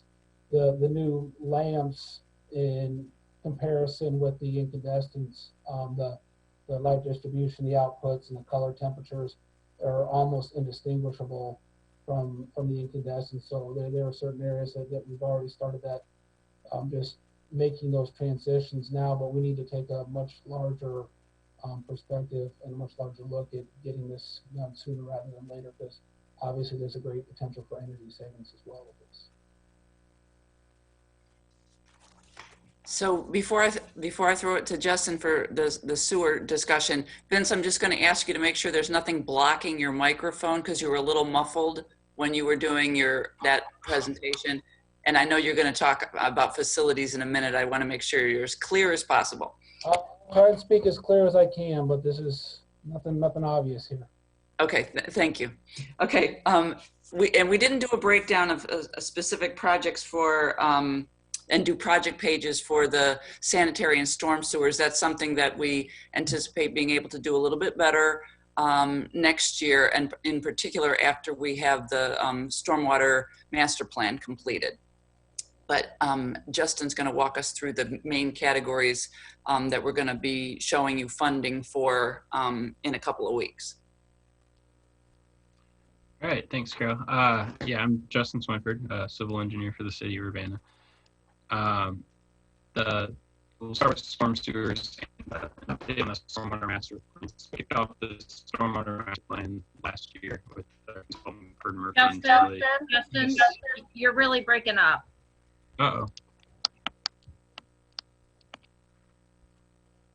Okay. Can everyone hear me still, or is it? That's better. Thank you. Okay. So we kicked off the stormwater master plan study last year with Crawford, Murphy, and Tilly, our consultant for the project. They have completed an assessment portion of the study and an initial public outreach effort with a technical advisory committee that included a group of both public and private stakeholders from the community.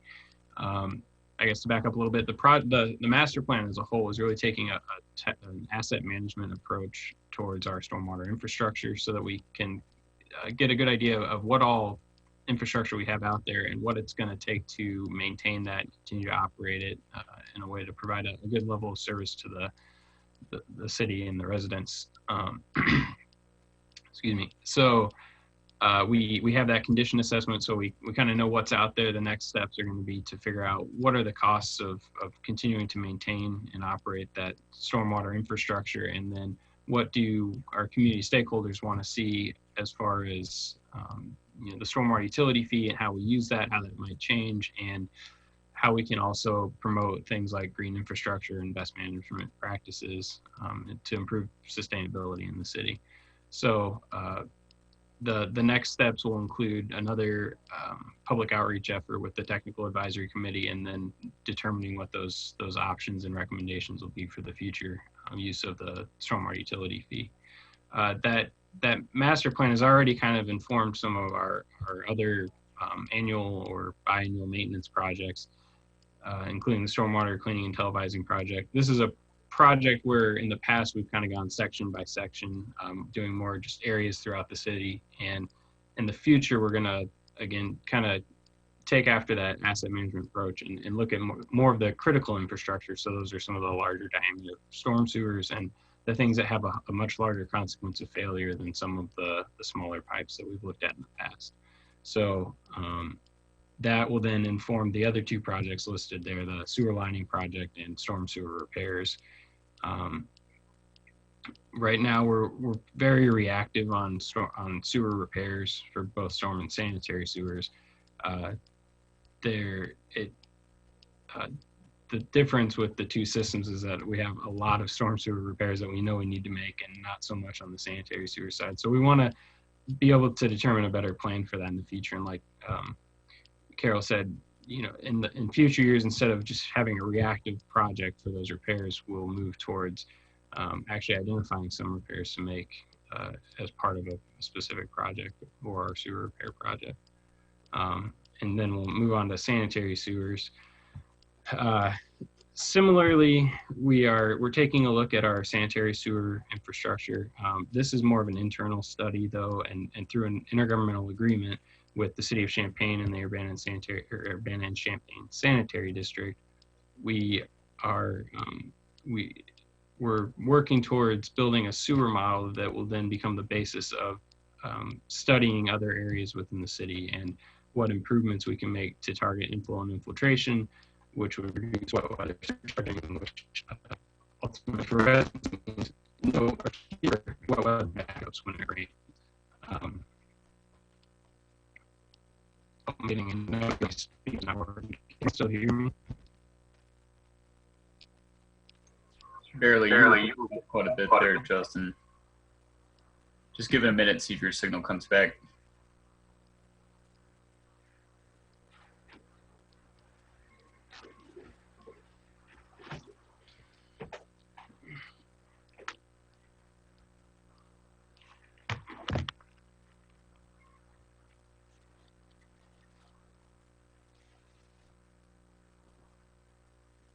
Okay, is this better? I hear you pretty clear. Okay. I'll try this then. So I'm not sure where I left off, but the sewer modeling effort, we just sent, we had a pretty an extensive 2-year data collection effort, and we've sent that data off to the company that will, produces the software that we're using for that sewer modeling. They're actually going to build the first version of that model and send it to us, and then that will become the basis for future studies. So ultimately, this is going to inform our future sewer lining projects, and the sewer repairs will probably stay mostly reactive because we can keep up with those pretty well. But we also, I want to mention, we do have a sewer lining project that we are pretty well ready to go, but and was budgeted for in the current fiscal year. But due to the COVID pandemic, we have put that one on hold. There's a significant impact to residents. We asked them not to use their plumbing facilities for pretty much the entire day while that work's going on. So, so we put that one on hold, and we'll bid that out once things become a little bit more relaxed and more people are getting back to work, or I guess fewer people are working from home.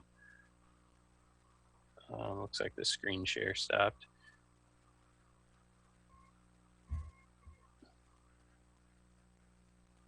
And Will, you're muted. There we go.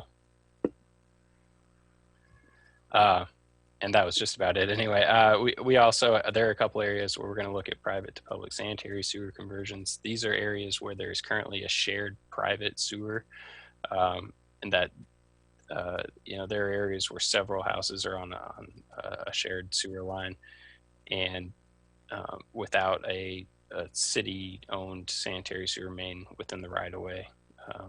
available for those properties. So we're not just taking over people's sanitary sewers, but there are areas where we want to look at what options there would be for providing a sanitary sewer and how we can work with those property owners to create a public sanitary sewer that they would have access to. So with that, we'll turn it over back to Carol. All right. Now, as we move into facilities, I want to say, because it needs to be said, that facilities has been the stepchild of the CIP for many years. And because of that, only small allocations of funding were made available. And Vince, in his role as the facilities manager, was responsible for making little bits of money go as far as possible, and basically being largely reactive in doing that. When the decision was made a couple of years ago to do a facilities master plan, the implied intention is to be more deliberate about funding facilities projects. And so, as Will suggested, the money that's available for that, of those 5 funds that he described, is the only one that facilities can be funded out of is the CR&I, the Capital Replacement and Improvement Fund, because all the other funds have money that has to go for other specific purposes. So you'll see this more in a couple of weeks about how we would propose to fund some of the projects you're going to hear about. But and one of the reasons why we're changing the way that we're presenting the CIP is so that you have a fuller understanding about the trade-off between any project that is being funded out of the CR&I fund, against every other project that's being funded. So there are some transportation projects that are actually competing with facilities projects. So you can't just prioritize among transportation projects. You have to prioritize across the entire CIP. So that's just a preview of what you'll be looking at in a couple of weeks. And now Vince is going to talk about some of the priorities that came out of the facilities master plan. Thank you, Carol. First and foremost, I think I appreciate the opportunity to actually get to present this information. It's a lot of ground to cover in a short amount of time, and I'm sure we'll have the opportunity to explore these projects in further detail in the future. But I thought I'd start out with just recapping where we're at in the facilities master planning project. 2018, we released a request for proposals for the purposes of a master plan services, and that resulted in hiring the Chicago-based consulting firm Canon Design. And I'd like to start off by thanking them and their staff for a considerable effort to date to put this information together for me to share with everyone here. The goal of the project is the development of sound, actionable, and fiscally responsible facility planning that supports the entire city government organization by providing safe and inviting work environments that meet the varying operational needs of all city departments. Being such a major undertaking, we decided to break it into 3 phases. The first phase of that is the facilities condition assessment, which I presented back in June of 2019.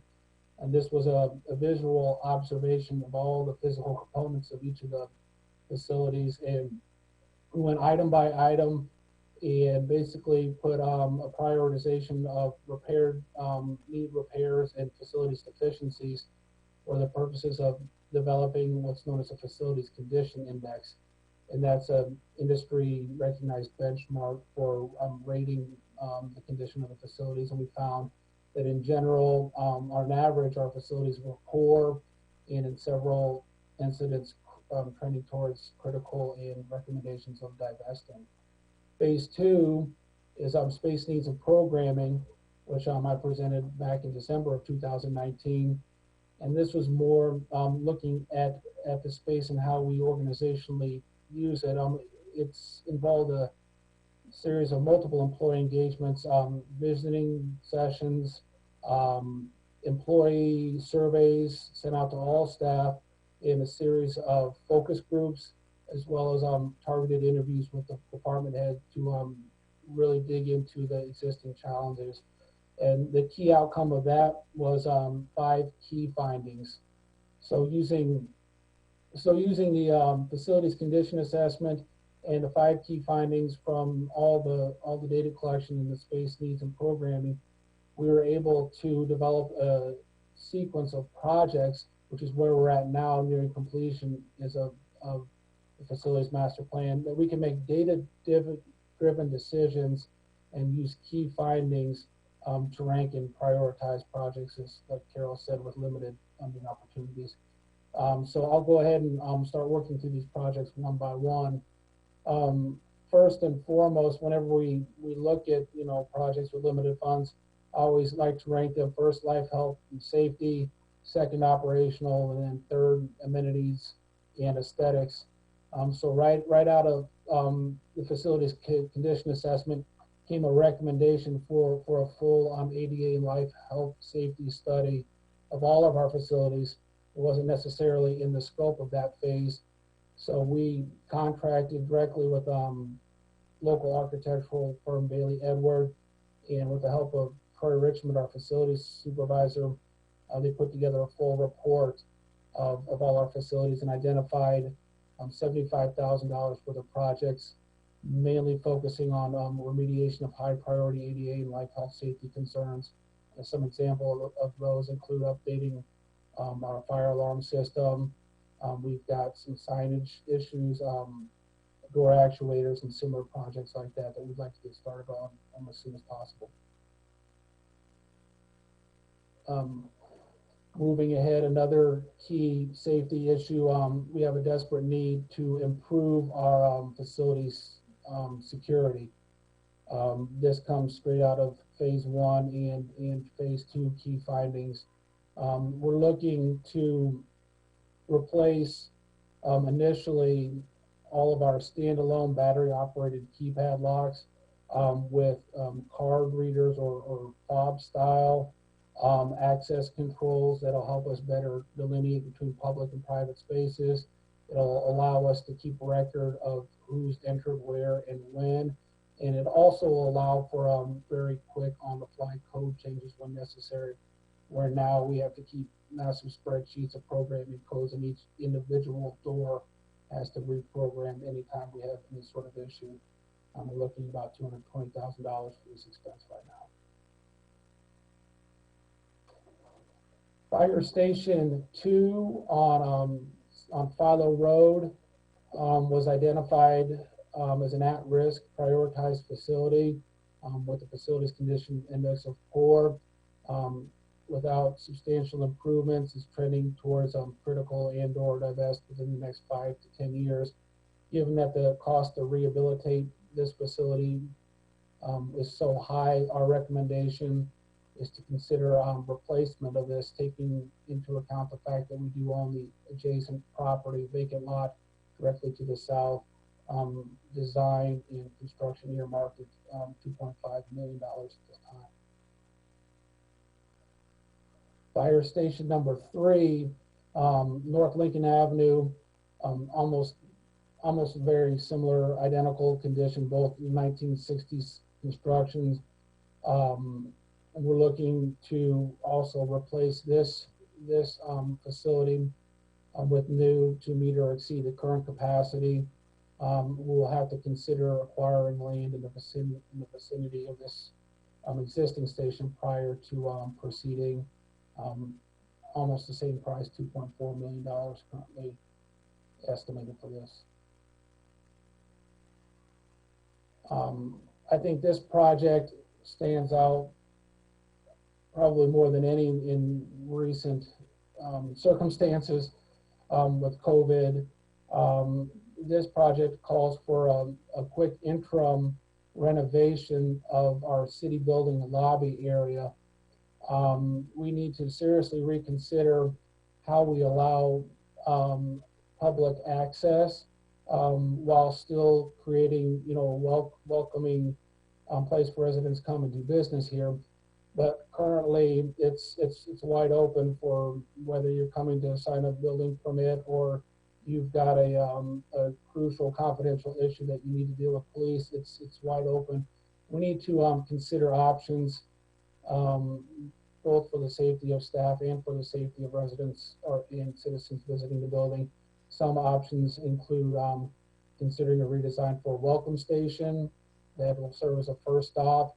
Also considering how we could possibly redesign the police services area for situations obviously that are sensitive and require some confidentiality.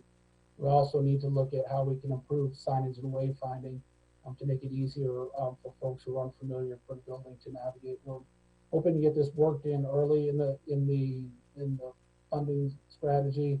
We're looking at $1.5 million for design and construction. This project is one of those I think that will help the entire organization. We have a desperate lack of storage facilities.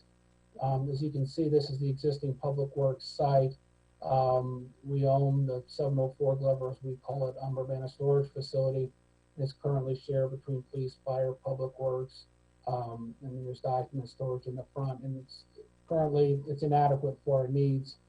So we're looking to consider construction of a prefab warehouse style facility on the existing site for vehicle storage. So you can see from this kind of overview how many of our public works vehicles sit outside year round. I know that the fire department, we've been begging and borrowing spaces from other local agencies to keep our emergency response vehicles and trailers. We'd be able to store that on site, and then police has evidence overflow, and vehicles they need stored. We also look at improving our area for long-term documented file storage, which will allow us to free up some space within the city building. That's currently file cabinets where people could be sitting.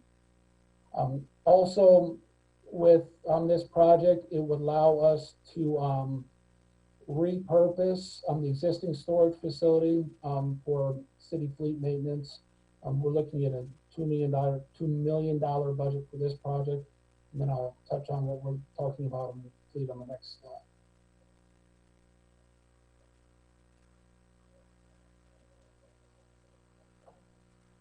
I was speaking with our fleet supervisor just this afternoon, and one of our mechanics who's been with us here for at least 20 years.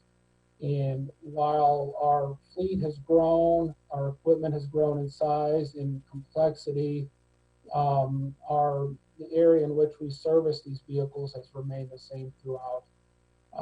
It's undersized, it's inefficient, especially in the wintertime. We share this space with all of our public works operations. So we've got plow trucks coming in and out. We're trying to service multiple vehicles. And then if fire brings over a ladder truck, we're constantly shuffling equipment around, trying to accommodate the mechanics the space they need. So what we're looking at with the construction of the new storage facility, we would like to renovate the existing facility there at 704 Glover, directly next door, to relocate all of our fleet maintenance activities to that facility, targeting about $630,000 for that project. Our the arbor section, our arbor crews, our landscape crews, as well as our arbor supervisor, city arborist Kevin Sanderson, currently work out of this shop on the landscape recycling center site just north of Smith Road, and it's been identified as an at-risk prioritized facility for trending to critical. In my opinion, it's at critical. One of those places that you almost feel ashamed that our staff have to go and work in on a daily basis, and it's definitely not reflective of the kind of work environment we want for our staff. So what we're considering in the current plan will be to relocate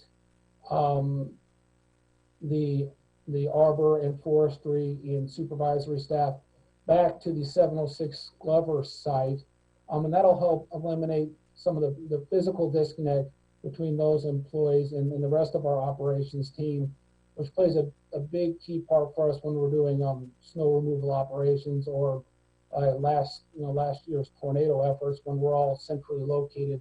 It just helps us out operationally.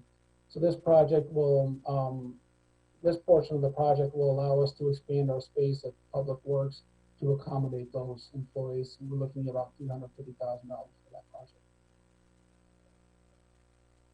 So even with the relocation of those folks back to the Public Works site, we still need to maintain operations for the Landscape Recycling Center, the 4 or 5 employees and the related equipment out there. So that require, with fewer employees, a lesser scope of a renovation, but we'll be looking at earmarking close to $100,000 to rehabilitate that space for those employees who will remain out there on that site.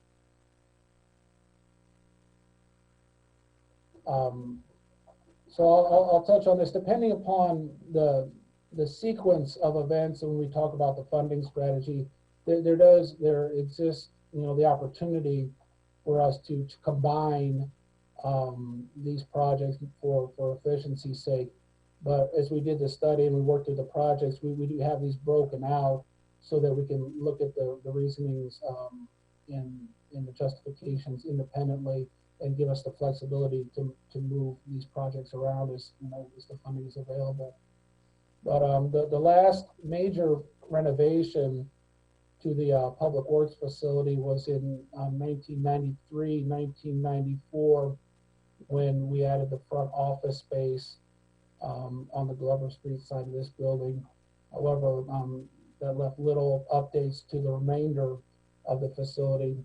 So we're looking to provide for some updates to the furniture, fixtures, essential equipment here, and maybe some expansion of our supervisory area and our truck space in the back for a budget figure of about $740,000. Future projects and considerations we're looking at, the facilities master plan was on a 10-year timeline. So these would be projects that we look further back in that planning process, but still definitely have all the needs and the justifications from the facilities condition assessments and the space needs. First and foremost would be a major reconstruction of the city building that would include a reprogramming of the entire space. And this project would consider the possibility of a new building addition that would perhaps extend off the existing council chambers that could accommodate new public service, new staff training, and possibly even a new council chambers in that space. As part of that project, we will consider as an option the potential relocation and rebuild of a new Fire Station 1 that's currently housed at that facility there now. That location would have to be determined. That would be estimated $3.2 million. And I'd say last but definitely not least, at the conclusion of all of our findings, the master plan is recommending we pursue divestment of the Civic Center site from city ownership, and possible considerations for that could be a public-private redevelopment. But that definitely is a project in and of itself yet to be determined.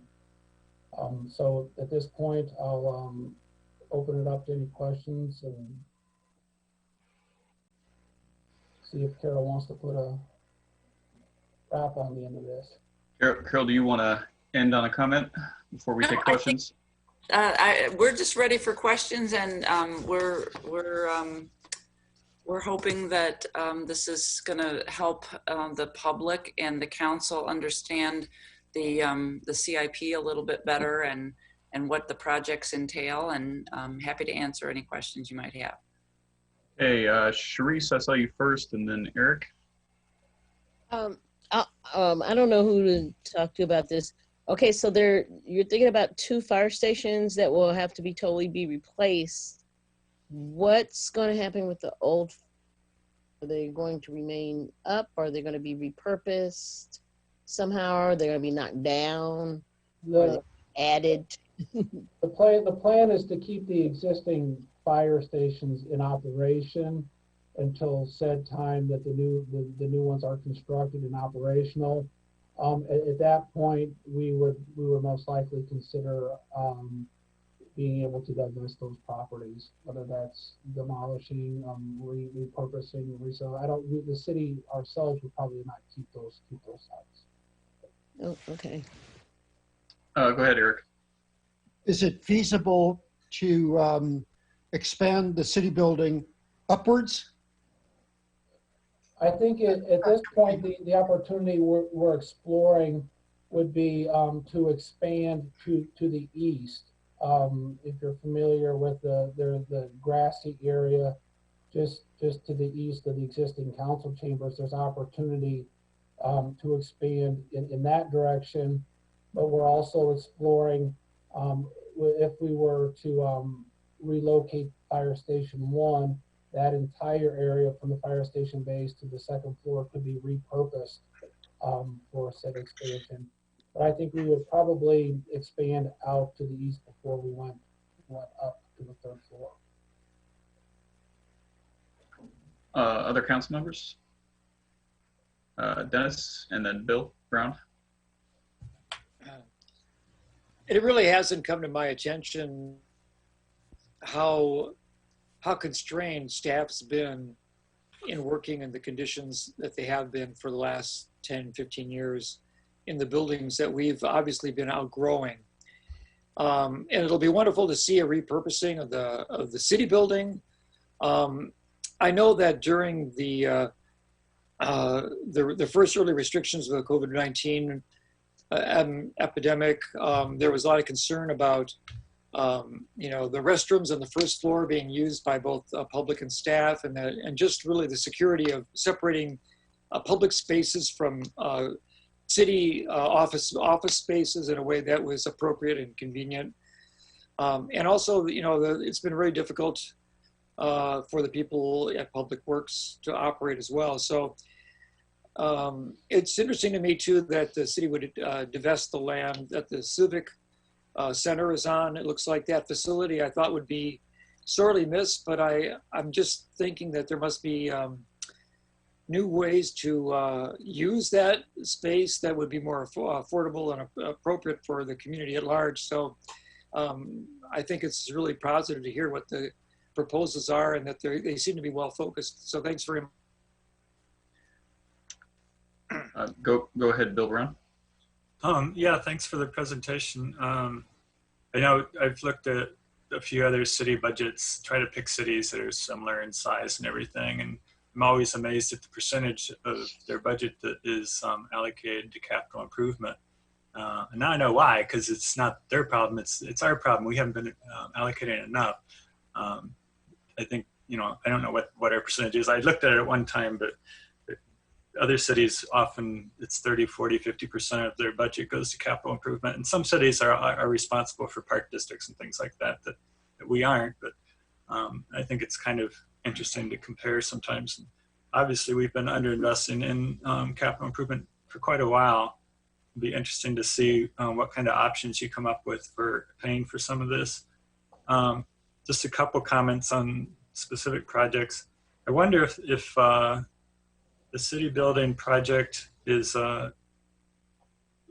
if it's going to be planned for soon, it might be worth keeping the Civic Center as a temporary space to fill out, to use for, community development, some of the other offices that people need to access downtown.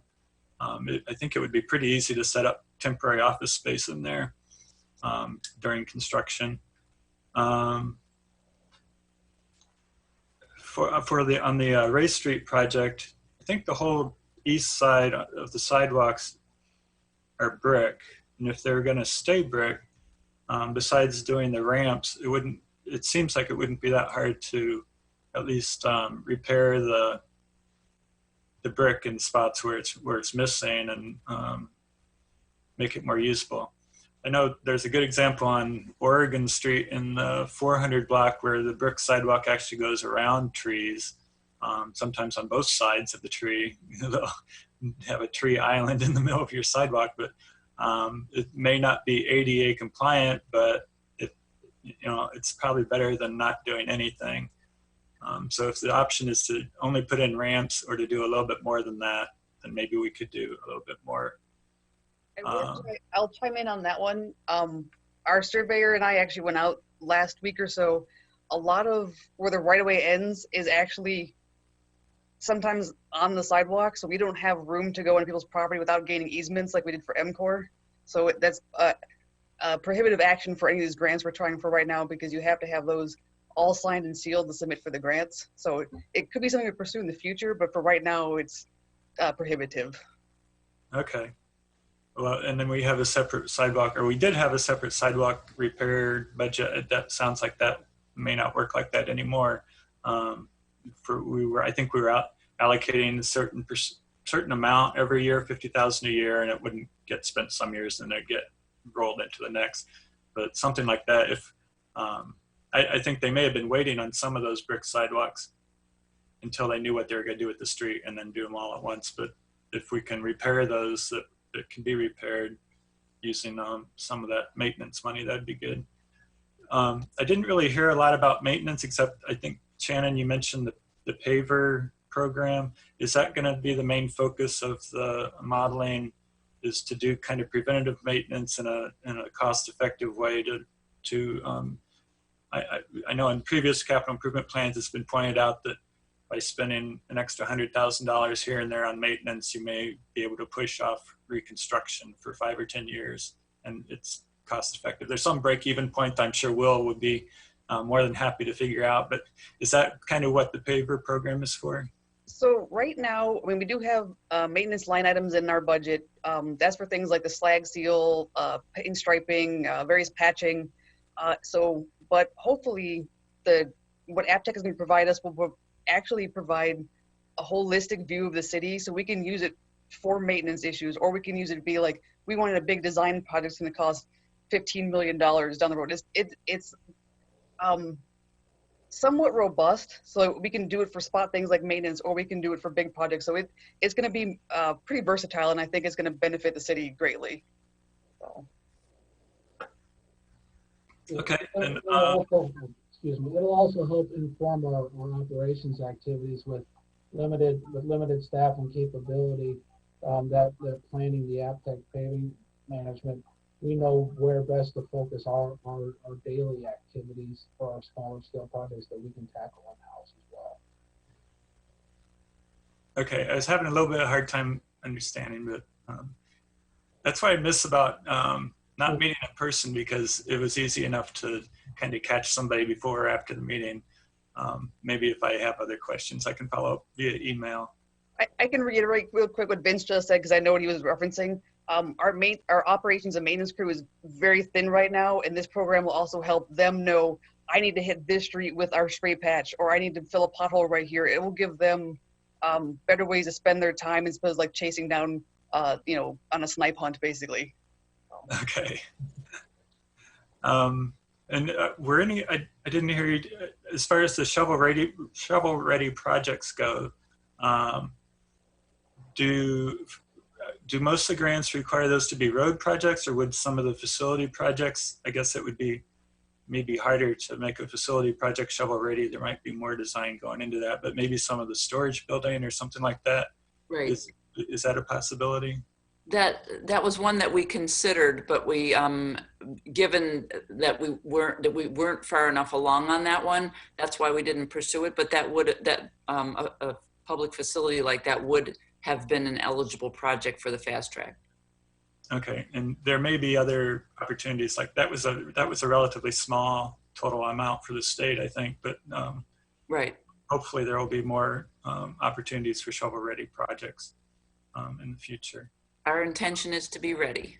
Okay, and there may even be, if everybody has pavement projects ready, there may be some advantage to having some other kind of projects, so we aren't competing as much for contractors. And we will have every flavor of project that okay. we can. Okay, I think that's all I had for now. Thanks a lot. Thank you. Mary Alice? Yeah, so Justin, when you were talking originally, it was a little hard to hear you. And I'm wondering if you can expand upon the private sewers. You're talking about the sewer system.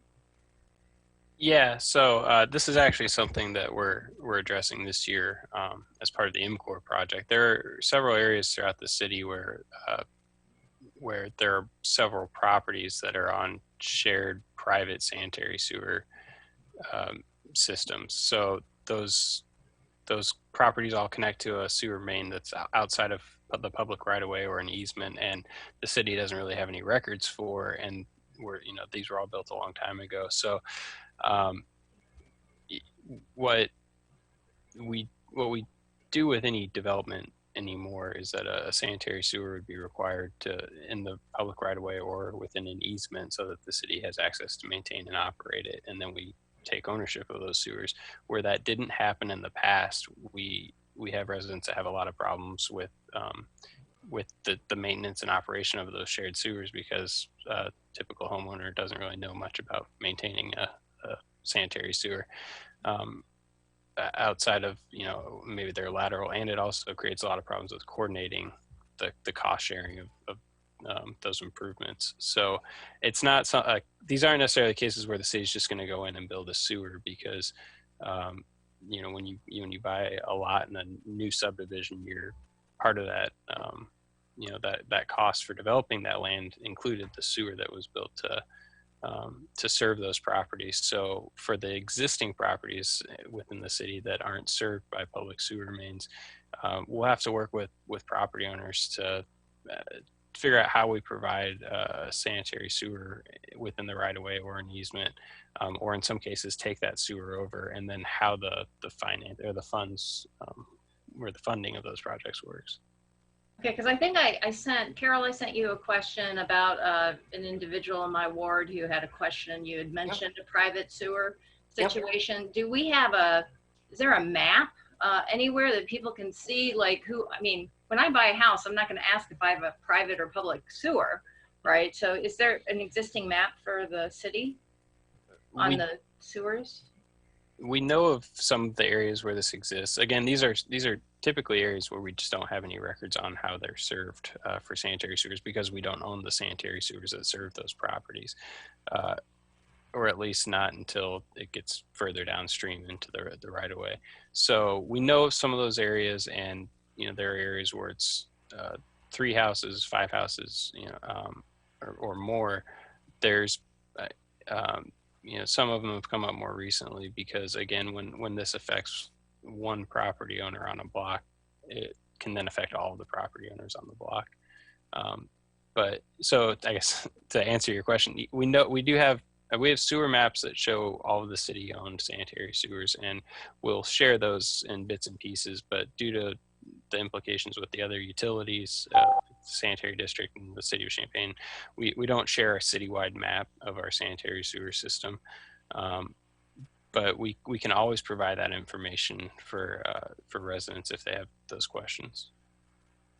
So I guess I'm a little confused. So you mentioned the different partnerships with the sanitary sewer system in terms of why we can't have an entire city map of the sewer system. How does that prevent us from sharing that information?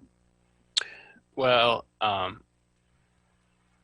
guess showing that sharing our sewer network could, for an underground utility system, can leave us somewhat vulnerable, and it's been decided by those other, municipality or the other utilities that they don't want to share theirs. Our sanitary sewer system is tributary and discharges to the Urbana-Champaign Sanitary District sewers. So by following a city of Urbana sewer map, you could easily connect the dots to figure out where their infrastructure lies. Okay. All right. So I think I have a pending request from you guys on that area in terms of, yeah. Okay. All right. Thank you. We talk about it on a regular basis, don't we, Justin? We do. Thanks, Mary Alice. Any other council members with questions at this time? Diane, I saw you had your hand raised. Yeah, I don't have a question. I just wanted to thank the team who put this presentation together.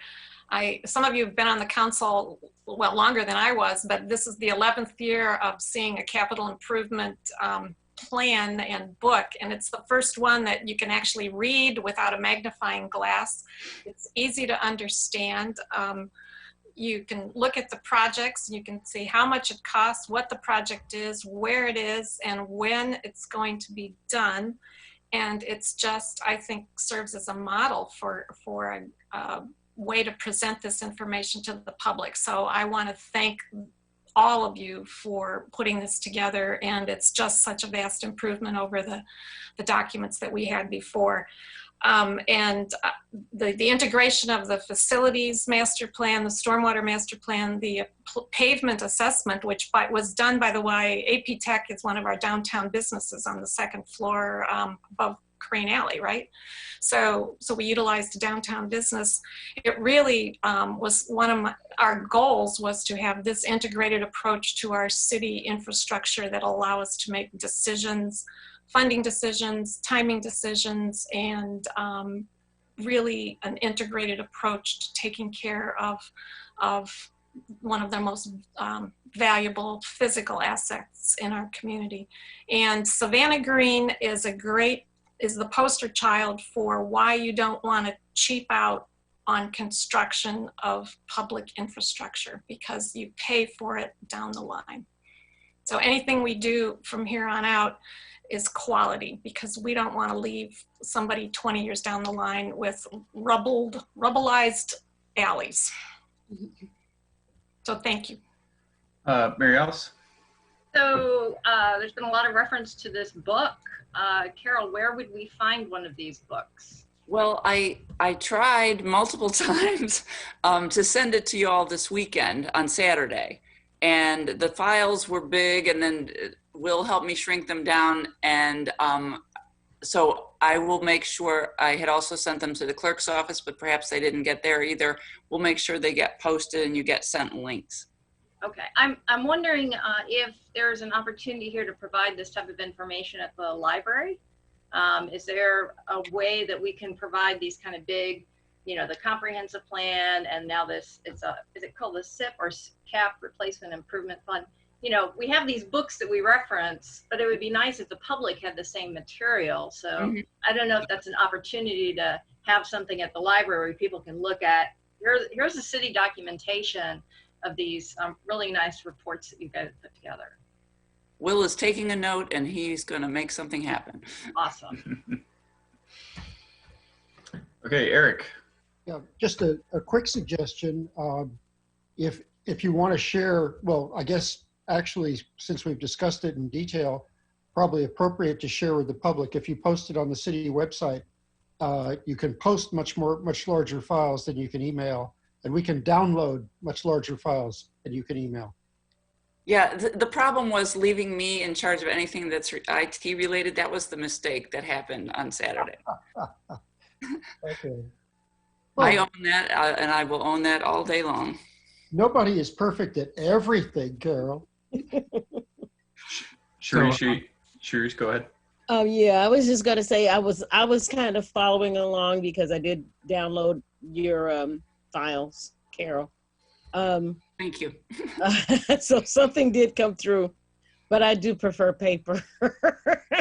So I don't know if there's any way that those could be printed out or something like that could be printed out so that to follow along that way.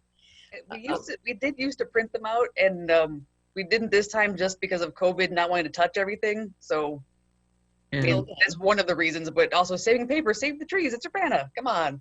No, you know what? I got alcohol. I'll spray it. Bill's trying to say something. Go ahead. The next set of the presentation, presentation number 2, where we talk about the numbers. For that one, in a regular packet, you'll get everything. It'll be the CIP, so you'll be able to see all what we talked today, the project books, the numbers. It'll all be in one concise packet, or however the file size allow us to do that. So okay, usually going forward, yes. Thank you. All right, any other comments or questions from council on the CIP presentation? All right, seeing none, we're gonna move on to item number 5, staff report. Is there a staff report? I Carol. I have one quick item. Speaking of subdivisions, why not? As many of you know, there's been a chronic speeding problem along Stone Creek Boulevard since it was built. And this is due in part to the configuration of the road, including having a design with a median, the width of the drive lanes, and the overall lack of development. Last month, Urbana Police deployed a speed trailer at Colorado and Stone Creek Boulevard. And the fastest speed recorded was 74 miles an hour. And almost half of the vehicles recorded exceeded the posted 30 miles per hour speed limit. More recently, we've received numerous complaints about groups of speeding motorcycles, not only along Stone Creek Boulevard, but also along Smith Road in Savannah Green and along Windsor Road west of High Cross. The speeding has probably gotten worse over the past few months as police curtailed traffic stops with the onset of the COVID-19 pandemic, and certain scofflaws took advantage. Now that we're in phase 3 of the governor's Restore Illinois framework, police are increasing the number of traffic stops and have targeted the Stone Creek area for additional enforcement.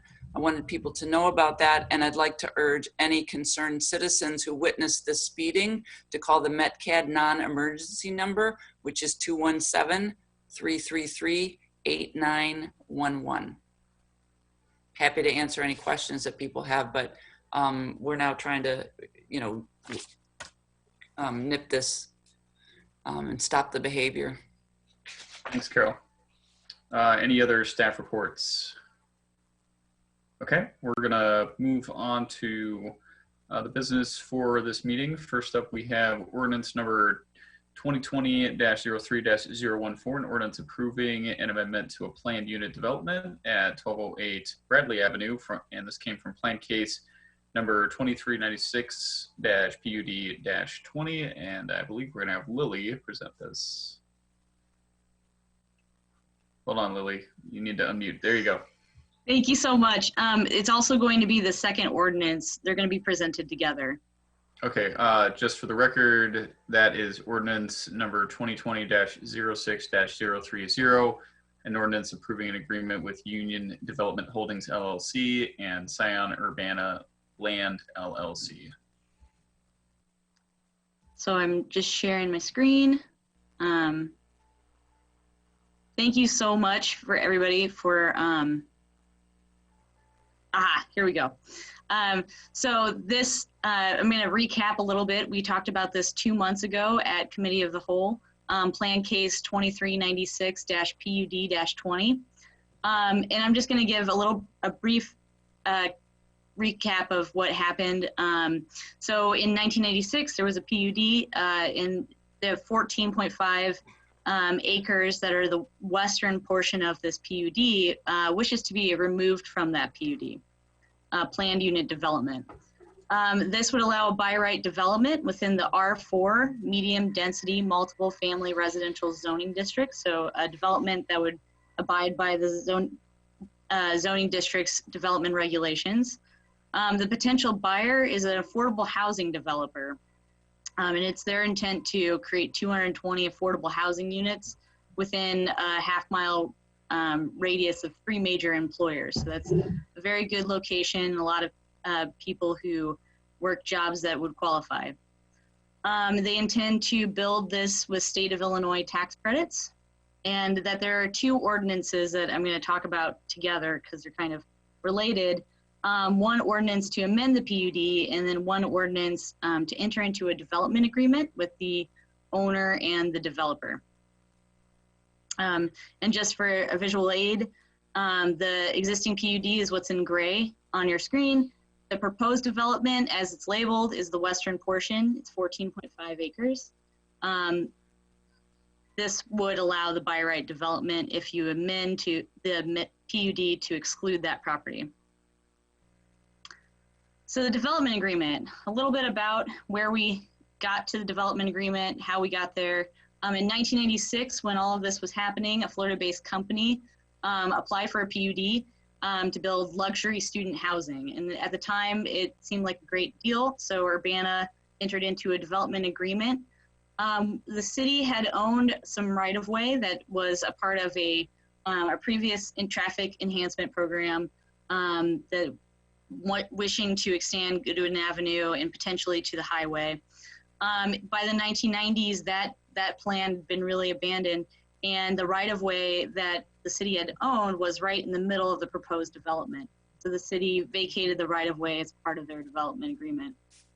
But of course, Lincoln Avenue is different today, has numerous residents who rely on bus access.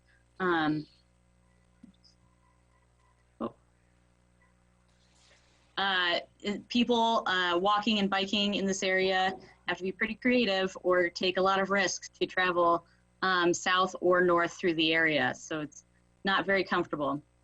Council on the March meeting heard this case, and then in the April meeting asked staff to negotiate a development agreement with the developer and owner to reserve this ability to obtain the right-of-way for a possible transportation improvement project. The developer and owner have been working with the city and city staff to agree to terms for this development agreement for the past 2 months. And the agreement currently we've come to agreements and has been signed by the owner and development parties. A couple of key features about this development agreement. I'm going to also keep this very brief. It's been included. The agreement allows the city to obtain the right-of-way for the next 10 years. Maintenance and ownership will be the developers. After the developer purchases the land, it will be their responsibility. If the city chooses to do so, the city will notify the developer and owner of its intent to obtain right-of-way. The city will see a majority of this land remain unoccupied during this time. There are approved utilities and access drives that will be allowed to be constructed in the future possible right-of-way area. The future right-of-way area is 60 feet wide, and it's approximately 1.7 acres on this 14.5 acre parcel. Maximum intensity of the future right-of-way is listed in the development agreement. It's a 2-lane road with a multi-use path. That's not actually a proposed plan for the future right-of-way. It's just a maximum intensity. A lot of the development agreement is just really the 3 parties coming to terms about assurances that everybody will respect each other's rights and property. And that the staff will study the area for potential transportation improvements and funding solutions within the 10 years of this agreement. As you can see here, this is the site plan for the area. At the bottom of the screen is a land that's hashed in red. That's the future right-of-way area that will be on reserve for the city if the city studies that and deems that they want to obtain that land. For tonight, if this is recommended for City Council for next week, there's the following options for plan case number 2396-PUD-20. It would be approve the plan unit development amendment, approve the plan unit development amendment with conditions, or deny the plan unit development amendment. Additionally, there's a draft development agreement that has been prepared and agreed upon by the owner and developer. And then the City Council would have the following options to approve the development agreement with conditions, or deny the development agreement. And based on the discussions that Committee of the Whole had on March 16th and April 6th, staff is recommending an additional condition to the ordinance amending the Melrose Apartments of Urbana planned unit development, that the owner and developer record a signed development agreement with the city prior to the closing of the subject property at 1208 Bradley Avenue. Plan Commission heard this case at the regularly scheduled meeting on March 6th, and they recommended approval. Plan case 2396-PUD-20, and staff concurs with the recommended additional condition. Thank you, Lily. Questions from council for Lily on either the development agreement or on the plan case approval? Not seeing any raised hands. Bill, I saw you there. Go ahead. Not really a question. I just wanted to thank the staff for all the hard work. I know it was a lot of work to put in on this, and looks like a good agreement. I think 10 years sounds short, and it is kind of short, but it's probably a good compromise. I'm sure they didn't want to go any longer than they had to, and it might add a sense of urgency to actually study it and see what it can be used for. Personally, I think it's more likely to hopefully become some kind of multi-use path, but having the option, the full option to keep the whole right of way and turn it into a road if some kind of MTD development project to solve the problem on Lincoln would work. Having that option, I think, is good. And then there's also still quite a bit of land to the north there that hasn't been developed. So depending on if we get any developers that are interested in doing something there, they may want to have a street there too. And depending on what happens with the water company. So there's still a lot of stuff up in the air, and it's nice to have that option. So I really, really appreciate all the work you did on that. Thanks. Other council members? Mary Alice, go ahead. I just would like to make a motion, if that's okay. Other people don't have any questions. I'd like Mary Alice, before you do that, would you check the chair real quick? I just had one quick question for Lily. Yeah, absolutely. I'm happy to take the chair. Lily, just one quick question. I did read through it, and there's obviously a lot of stuff in that agreement, but and I agree with Bill's sentiment. Maybe 10 years is enough, and that's our compromise, and that's where we're at. We need to. But I was just curious, we didn't have anything in there that gave us the option to renew or extend past the 10 years. It's just 10 and done. Yes, it is 10 and done. And I think part of that was what Bill had mentioned, the city also recognizing that we should have some urgency to study this issue.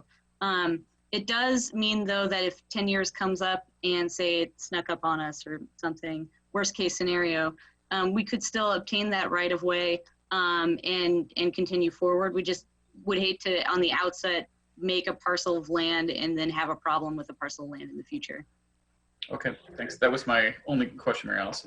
All right, you can have the chair back if you'll recognize me. Thank you. I will. Would you like to make a motion? I would. I'd like to move ordinance number 2020-03. 014, an ordinance approving an amendment to a planned unit development at 1208 Bradley Avenue, plain case number 2396, PUD 20, with a recommendation for approval to City Council. Is there a second? I heard Bill Brown first, so it's a motion from Mary Alice and a second from Bill Brown. Is there any discussion amongst council? Seeing none, all those in favor, please say aye. Aye. Aye. All opposed, same sign. Hearing none, that motion passes, and that ordinance will go forward to council with recommendation for approval. I would entertain a motion for the next ordinance. Go ahead, Dennis. Yes, I'd like to recommend that ordinance number 2020-06-030, an ordinance approving an agreement with Union Development Holding LLC and Skian Urbana Land LLC be sent to the City Council with a recommendation approval, including the agreement for an option for right of purchase of an ROW in the future 10 years. Okay, thanks, Dennis. Is there a second? I'll second. Okay, second by Eric. Motion from Dennis Roberts. Is there any further discussion amongst council? All right, seeing none. Oh, Sharice, you got your hand raised. What am I seeing on my screen in consolidated plan and housing? That looks like the next thing. Lori's Okay. sharing her screen a little early, I think. Okay, just trying to, did I miss something? Okay, second. we have a second. We're just wondering if there was any any discussion. Okay, all those in favor say aye. Aye. Any opposed, same sign. Seeing none, that motion passes, and that ordinance will also be forwarded to the full council with recommendation for approval. All right, next we have ordinance number 2020-06-031, and ordinance approving the City of Urbana and Urbana Home Consortium consolidated plan for fiscal years 2020 to 2024, an annual action plan for fiscal year 2020 to 2021. This will be presented along with resolution number 2020-06-024, a resolution approving the Housing Rehabilitation Program operational guidelines, program years 2020 to 2024. And I believe Lori is going to present this. Sheila will. I'll need to advance the slides, but I just Oh, want to be okay. sure. I am trying to click resume share because it says my screen sharing is paused. So I am concerned that only the hosts or co-hosts can see this right now, but not the rest of the audience. We're seeing slides. Yeah, but the public might not be seeing it, I think is the concern. Got it. Jason, if you're listening, do you know if we're sharing this with everyone, or is this just shared to co-hosts? I think it's everyone. Give me just a moment here to double check on this.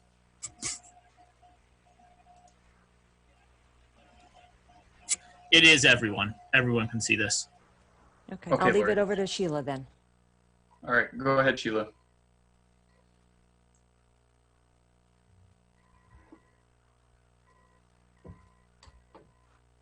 Unmute.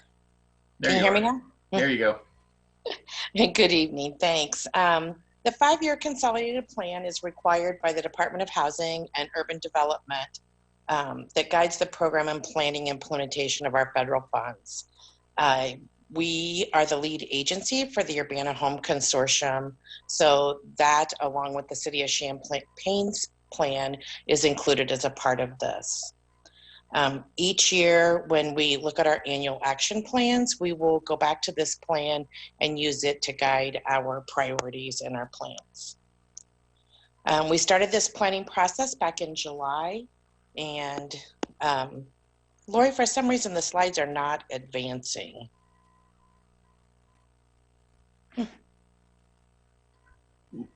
Lori, What you might try, Lori, is stop sharing and then start sharing again.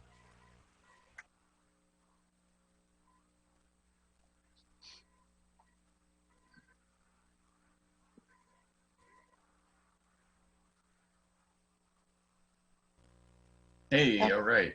Looks good. We'll need to go back a couple, or one at least. All right, I've tried, so That's is okay. That's definitely okay. a lag. So we'll see. That's okay. Just leave it there. Data used in the analysis for the plan and to determine needs comes from the census and what they call the CHAS data, the Comprehensive Housing Affordability Strategy. The purpose of that data is to determine the number of households in need of housing assistance. As you know, with these federal funds, we are supposed to help our low to moderate income citizens. So the public input process started in July of 2019 with an online survey. And information on that survey was shared at a variety of places, from the farmers market, social media. We took it to any meetings that we were having with social service providers, homeless service providers. And through that process, we got 132 survey responses. Then from October through March, we attended public meetings and discussions to gather further data. And during that time period, we attended over 25 different public input meetings. This year, we did our public input a little bit different. In the past, we scheduled a week of meetings for the first week in January, and we would hold them in our city target area neighborhoods, but we didn't have a lot of participation. And so this year we made the decision to, if there was an existing meeting, then we took our information to that meeting. So for example, if the United Way was having a meeting with the executive directors, we attended it to do the presentation. If there was a community meeting, which there were a couple at King Park, we took the information there rather than expecting people to come to us. And we feel like that was really helpful. We got reached a lot broader audience, and we got a lot more relevant input. So in February, we drafted the plan and presented it to the Community Development Commission.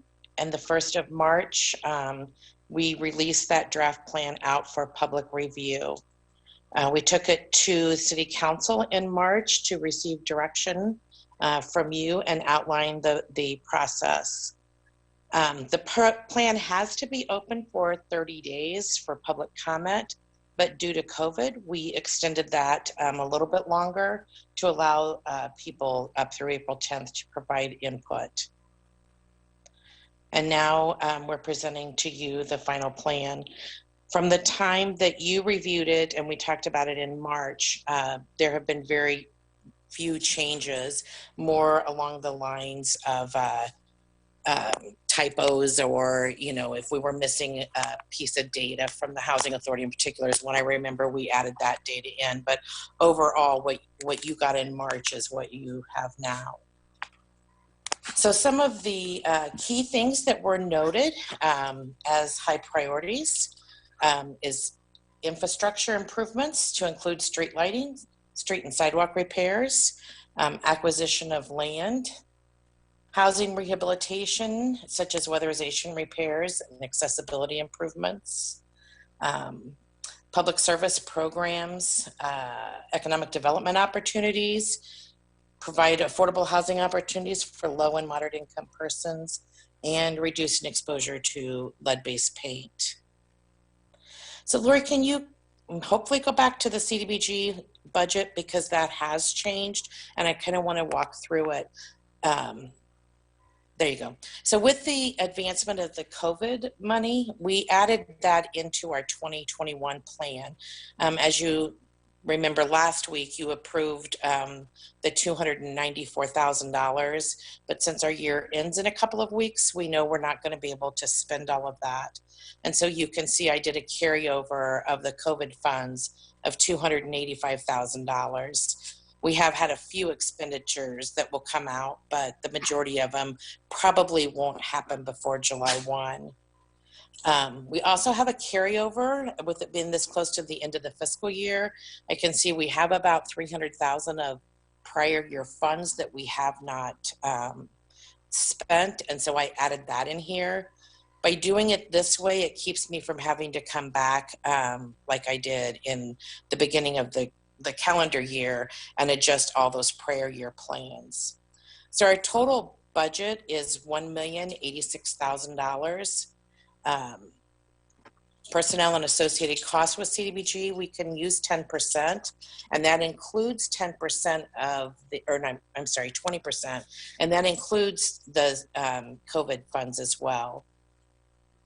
Public services caps are usually limited to 15%, but with COVID-19, HUD has allowed us to request a waiver on that 15% for 1920 and 2021. And we have requested, and that's been approved. So we have a lot larger pot of money going into the public services line items this year. The neighborhood revitalization programs includes things like capital improvement projects, blight reduction, code enforcement, any public facilities, and that could be one I'm thinking of in particular, if neighborhood or band of neighborhood connections needs work done, those type of things, and then economic development. So our total CDBG recommended budget is $1,086,415. Next slide, please. Our home budget did not change. It's $822,390.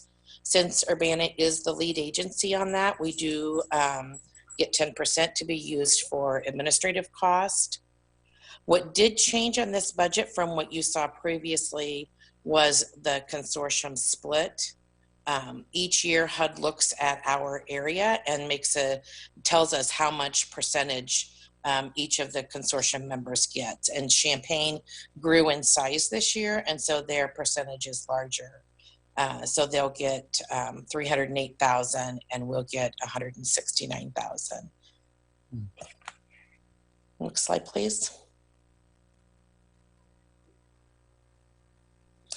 So again, the priority needs are those housing related projects, emergency housing repairs, accessibility, roof repairs, those type of things. Public service programs include programs for youth, financial education for low-income families, services to address homelessness, And this year, one of the programs could be the COVID-19 program that I mentioned later, and that'll be the subsidy payments would fall under this category. Economic development opportunities was a need that we had brought to us last year. There's a couple of businesses in the targeted neighborhoods that are looking to expand or grow, and that's not something that the city had really focused on in the past, and so we had set aside funds to help those smaller businesses in our targeted neighborhoods. And then finally, provide affordable housing assistance. This is typically with our home funds, which can provide a variety of assistance from rental assistance, tenant-based rental programs, down payment assistance, or assistance building large developments like Crystal View or the Kerr Avenue Highland Green projects. And then finally, reducing the exposure to lead-based paint. The funds can support education, testing, and rehabilitation, and then continue to support the continuum of service providers to the homeless. In this 5-year plan, we've incorporated the citizen participation plan, which was amended at last week's meeting to include the virtual meetings in case of a disaster declared meeting, and we carried that forward into the 2024 plan. The Housing Rehabilitation Program Manual, which just is the outline of all of our programs that we currently offer, what the guidelines are, how to apply, that type of thing. There's also a code enforcement plan. We've decided over the past year to have a greater impact on our neighborhoods to really focus our code enforcement efforts by target area. And so we can measure impact and see how many inspections we've done, even if it's, tall weeds and grass, and how many were abated by the city or how many were abated by the citizens. And that's all incorporated in that code enforcement plan. And successes on all of these will be reported in September when we do our consolidated annual performance report. And then finally, the home program manual, which guides how we can spend the home funds. So the CD Commission voiced support of the approval of the consolidated plan and the housing rehab program manual. They have had both plans to look at since the end of February. And at this time, staff is recommending approval for the ordinance approving the consolidated plan and the resolution approving the housing rehab program guidelines. So are there any questions? Are there any questions? Go ahead, Sharice. I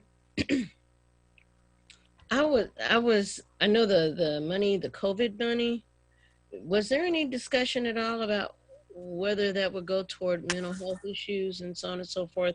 Or did you tell us that that was, I know that the money can't be duplicated to, you can't use it to duplicate another service. Right. The COVID programs we're going to talk about next, because the direction that I received from council when I took the base guidelines to you there were some key areas that you wanted me to go back and do some research on.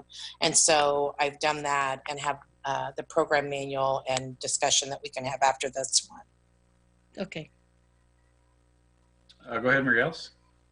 So Sheila, for people who are interested to see what kind of programs might be available, I'm thinking about the accessibility one, for example. How would they apply? How would they be able to get in contact to figure out if they qualify for it? The information is available on the website, and then we also market the programs through for example, PACE is aware of the programs. The hospital staff that helps people as they exit the hospital, they're aware of our programs. So we reach out to those avenues who have direct contact with people who would need it. So how often are they leveraged? You know, it depends, I think, on the year, and I can give you some history on that. This year, we've just had 2 requests that I'm aware of, and I have one that's pending right now, but due to COVID, we're not going to be able to go out there just yet. Hopefully in July, we'll be able to get out there. They need a ramp, but. Okay, all right, thank you. Other questions from council? All right, not seeing any other questions or hands raised. We considered the first ordinance and the following resolution. I would take a motion for that first ordinance if one would so like to. Charisse? I'd like to move that ordinance number 2020-06, I'm sorry, is that the wrong one? 031. 031, yeah, there we go.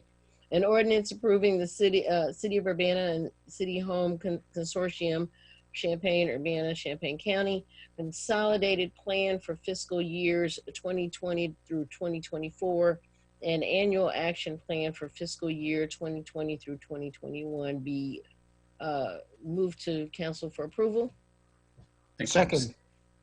All right, I got a motion from Charisse, second from Eric. Is there further discussion amongst council? Seeing none, all those in favor, please voice aye. Aye. Aye. All right, any opposed, same sign. Hearing none, that motion passes and that ordinance will be sent to the full council with a recommendation for approval. I would entertain a motion for the next resolution.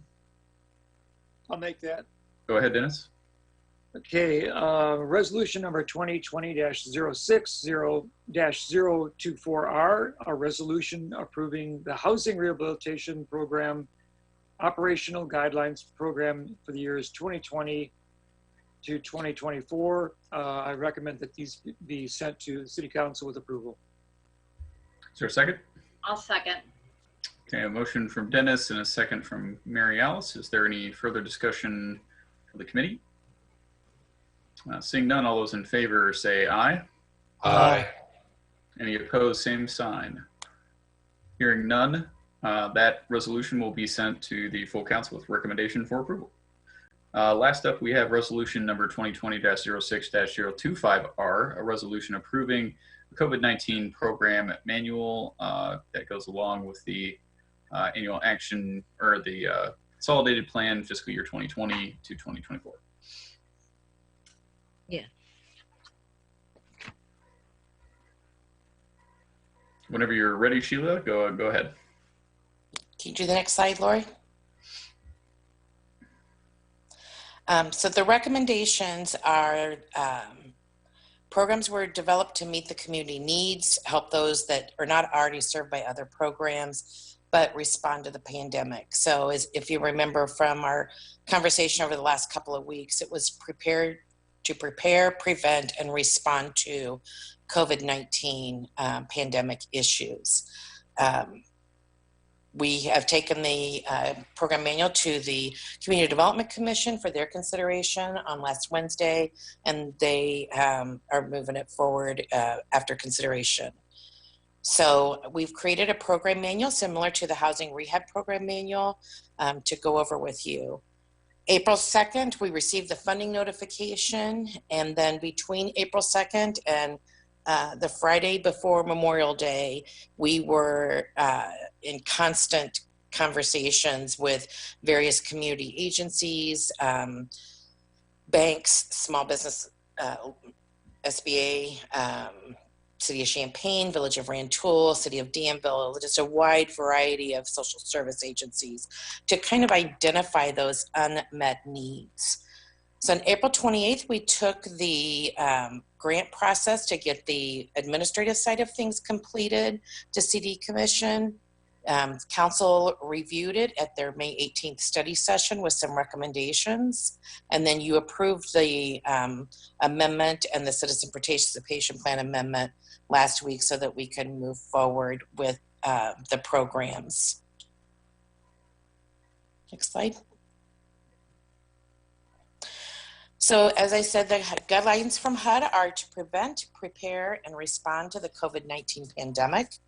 And that can cause some challenges because while we know there's a lot of need in the community, these programs are going to have to be designed to really show that it met those three key things. The community is to work in partnership with the public health and other agencies. And we have been in numerous conversations trying to identify those unmet needs and see what we can do to provide a program that doesn't duplicate benefits of others. And then we're encouraged by HUD to move forward and not wait for their final guidance. And to date, we still don't have their final guidance.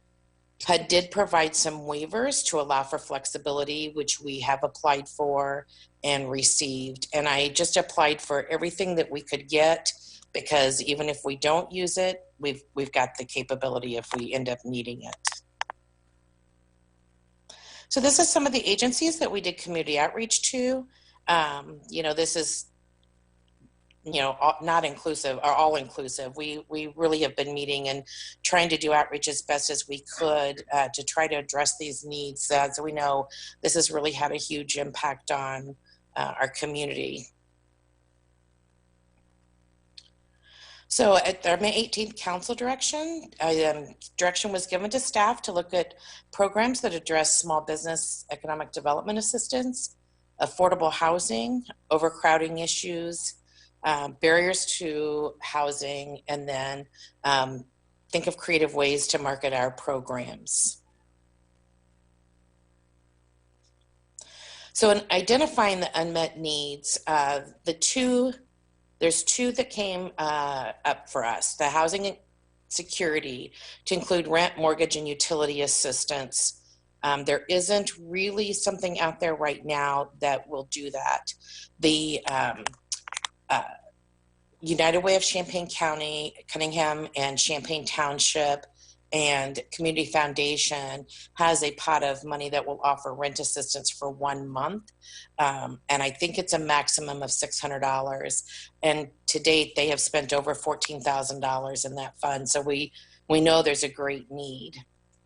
And then the small business assistance, such as working capital, rehabilitation, or retooling, are some of the identified needs that meet the HUD requirements. So the housing assistance that staff is recommending is a housing subsidy. And this would be up to 3 months of payment for rent, utilities, and or mortgage to help people who were current on their housing needs in March and maybe lost their job or their hours were greatly reduced and now they need assistance to get current. And that would be up to 3 months is the maximum that we're allowed to do that. And then those that maybe need assistance beyond that, working with this COVID-19 TVRA program, which is a tenant-based rental assistance program that would offer housing assistance up through December 31st. And as you can see in the manual, I wrote that deadline, but also said, or as long as HUD will allow, because if they come back and change the guidelines and will allow us to go, like say through March 31st of 2021, then we're covered with our manual and don't have to do any amendments. So the subsidy payments is a public service activity. So that's where that, raising the cap became important. And it's a one-time or short-term payment to bring people current. This is pretty important because I think there is going to be a lot of people that are on the brink of homelessness, and having this assistance will really help them. And I think it's also will help also our landlords or property managers that have people who are behind on their mortgage, and this will help, or their rent, and this will help bring them current. The program will be marketed through our local community reinvestment bank, social service providers, social media, nonprofits, Cunningham Township, rental registry, those type of places, in order to get the word out as quickly as we can and hopefully help people get current quickly. Sorry, that's my dog. And then payments will be made directly to the leasing agency, landlords, and or utility companies and mortgage company on behalf of the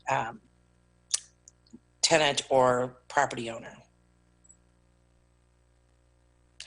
The tenant-based rental assistance program, HUD has allowed a lot of waivers in this regard, which is going to be very helpful to help people stay in housing up through December 31st.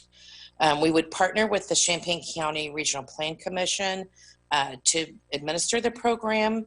They have received funding to help fund a staff person, and they currently administer and have for several years a TBRA program for their portion of the consortium funds. And so, you know, it would be able to be administered fairly easily, and, you know, they're familiar with all the guidelines, so it'd be able to go forward. And then this will also help those who need the assistance beyond the 3 months, to help them through the December 31st date or later if HUD allows. So this will give you an idea of the income limits. So when we say the low to moderate income households, a single person household can't make over $46,850 or $850. So it's a pretty generous limit. TBRA is limited at that 60% mark, and it's looking at what they make today and projecting it forward for the next 12 months. And HUD has also issued guidance, so those that are on unemployment but are getting the extra weekly payment, that is not to be included into this, because that would, of course, knock anybody out of being able to qualify for the programs. So it would be just looking at what they're making minus that PUA payment and projecting it forward 12 months. And the final program that we looked at was a small business assistance program.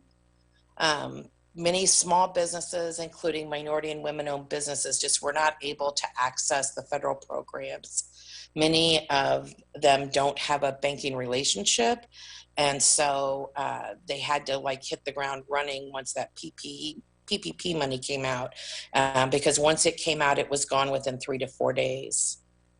The current programs would address salary and small operating cost, but this program would allow more flexibility. It would give them an average of 2 months operating costs not to exceed $10,000, retooling to address certain social distancing requirements. So maybe they have to put in outside tables or that type of thing, or maybe they're going to retool their business and maybe now they're going to be a caterer rather than a sit-down diner. So that type of technical assistance and retooling would qualify under this program. Rehabilitation to allow for flexibility in meeting the guidelines, so they could receive assistance to maybe improve their ventilation systems, or, you know, rearrange their tables or rehab their dining area to make it to where they could meet these new requirements. And then it also would cover personal protective equipment for their staff. So the two programs that CDBG currently allows are an economic assistance, which is the financial assistance to private or for-profit businesses to expand, rehabilitate, or purchase equipment. And under this program, when you read the guidelines, this would allow a business, and I defined a small business, which is a business that has 15 or fewer full-time equivalent employees. Other communities have defined it differently. HUD defines a small business as 500 or less. And we really kind of wanted to focus on helping the lowest of the low, since we have such limited funds. And a micro enterprise assistance is a financial assistance to a low-income owner that has 5 or fewer employees. And this designation is a little bit different. It doesn't take into account the 15, but it does take into the account the business owner being low income. And then if we get a lot of applications, we will prioritize on the small businesses who are minority and or women-owned businesses, and then those retaining the greatest number of employees.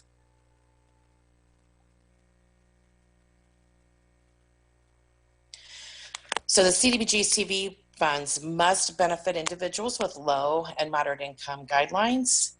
The micro enterprise and economic development programs are outlined here.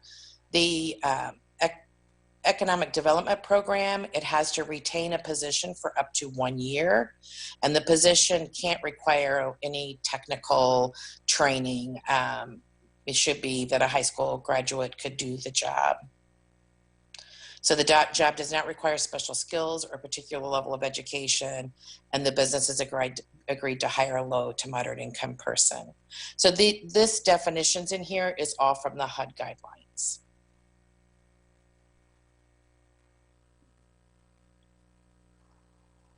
So these programs were developed to meet unmet needs that we saw in the community and respond directly to the pandemic. Again, the Community Development Commission considered the program at its meeting last week and recommended approval. And so staff is recommending input and approval for the resolution. All right, thanks, Sheila. Are there questions from committee? Mary Alice, go ahead. So Sheila, I know some of our programs are geographically bound. Are any of the COVID funds bound to certain regions within the city, or are they open to anybody? They're open to anybody. The focus on them is the income. So they all have to be low or moderate income, but they can live anywhere in the city of Urbana. Okay, great. Thank you. Mm-hmm. Other questions? I'm not seeing any other hands raised. Mary Alice, would you take the chair one more time? I got a couple of questions for Sheila. Yeah, absolutely. Chair recognizes Jared. Thanks. Sheila, this is, I know we spoke about this and I gave some recommendations at length, and this is really great to see. I know that there are definitely folks who are still probably on their last legs, hoping to gain access to some of these things. So it's great that it's coming available. Have you, when you are going to reach out and try to distribute this information to small businesses, in what form is that going to get sent? I will work closely with Andrea and the economic development team at the city, as well as the Chamber of Commerce, to reach out to their mailing list, because they can reduce the numbers down to, we could focus on minority. They would have that list, minority and women-owned businesses, or those smaller businesses. The Chamber already has that divided out. So we would probably launch it that way. And there are several businesses who are aware that this potentially may be coming, because I reached out to some doing the research to try to determine, what's a reasonable grant limit and what their needs were.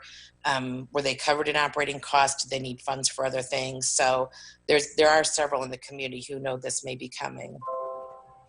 Okay. I guess I was thinking more of like a program guide or something along those lines to help explain qualifications and things of that nature. Is there going to be something like that that'll be sent out to folks? Yeah, sure. And we will probably do a video similar to what we do for the Consolidated Social Service Funding. That is kind of a application workshop, but it will be online and virtual, where people can walk through the process. I don't have the applications all finalized yet. I'm working through them, but I'm trying to keep it simple, but yet meet the HUD requirements. Okay. Just as a request, please, when you have any materials or you have anything you're going to send out on a blast, send to me as well, because I've got a lot of folks I know who are waiting to be able to get an application in. So I'd be happy to forward any of that information on to people I know as well. Sure. Thanks. And thanks for your great work on both of these programs. I also have a lot of friends who are struggling to figure out how they're going to pay their rent still. And it's great that we're going to have a program that a lot of folks will be able to gain access to when there aren't a lot of other resources right now. Any other, Mary Alice, may I have the chair back? Chair back? Yes. Thank you. Are there any other questions from council? If not, I would entertain a motion.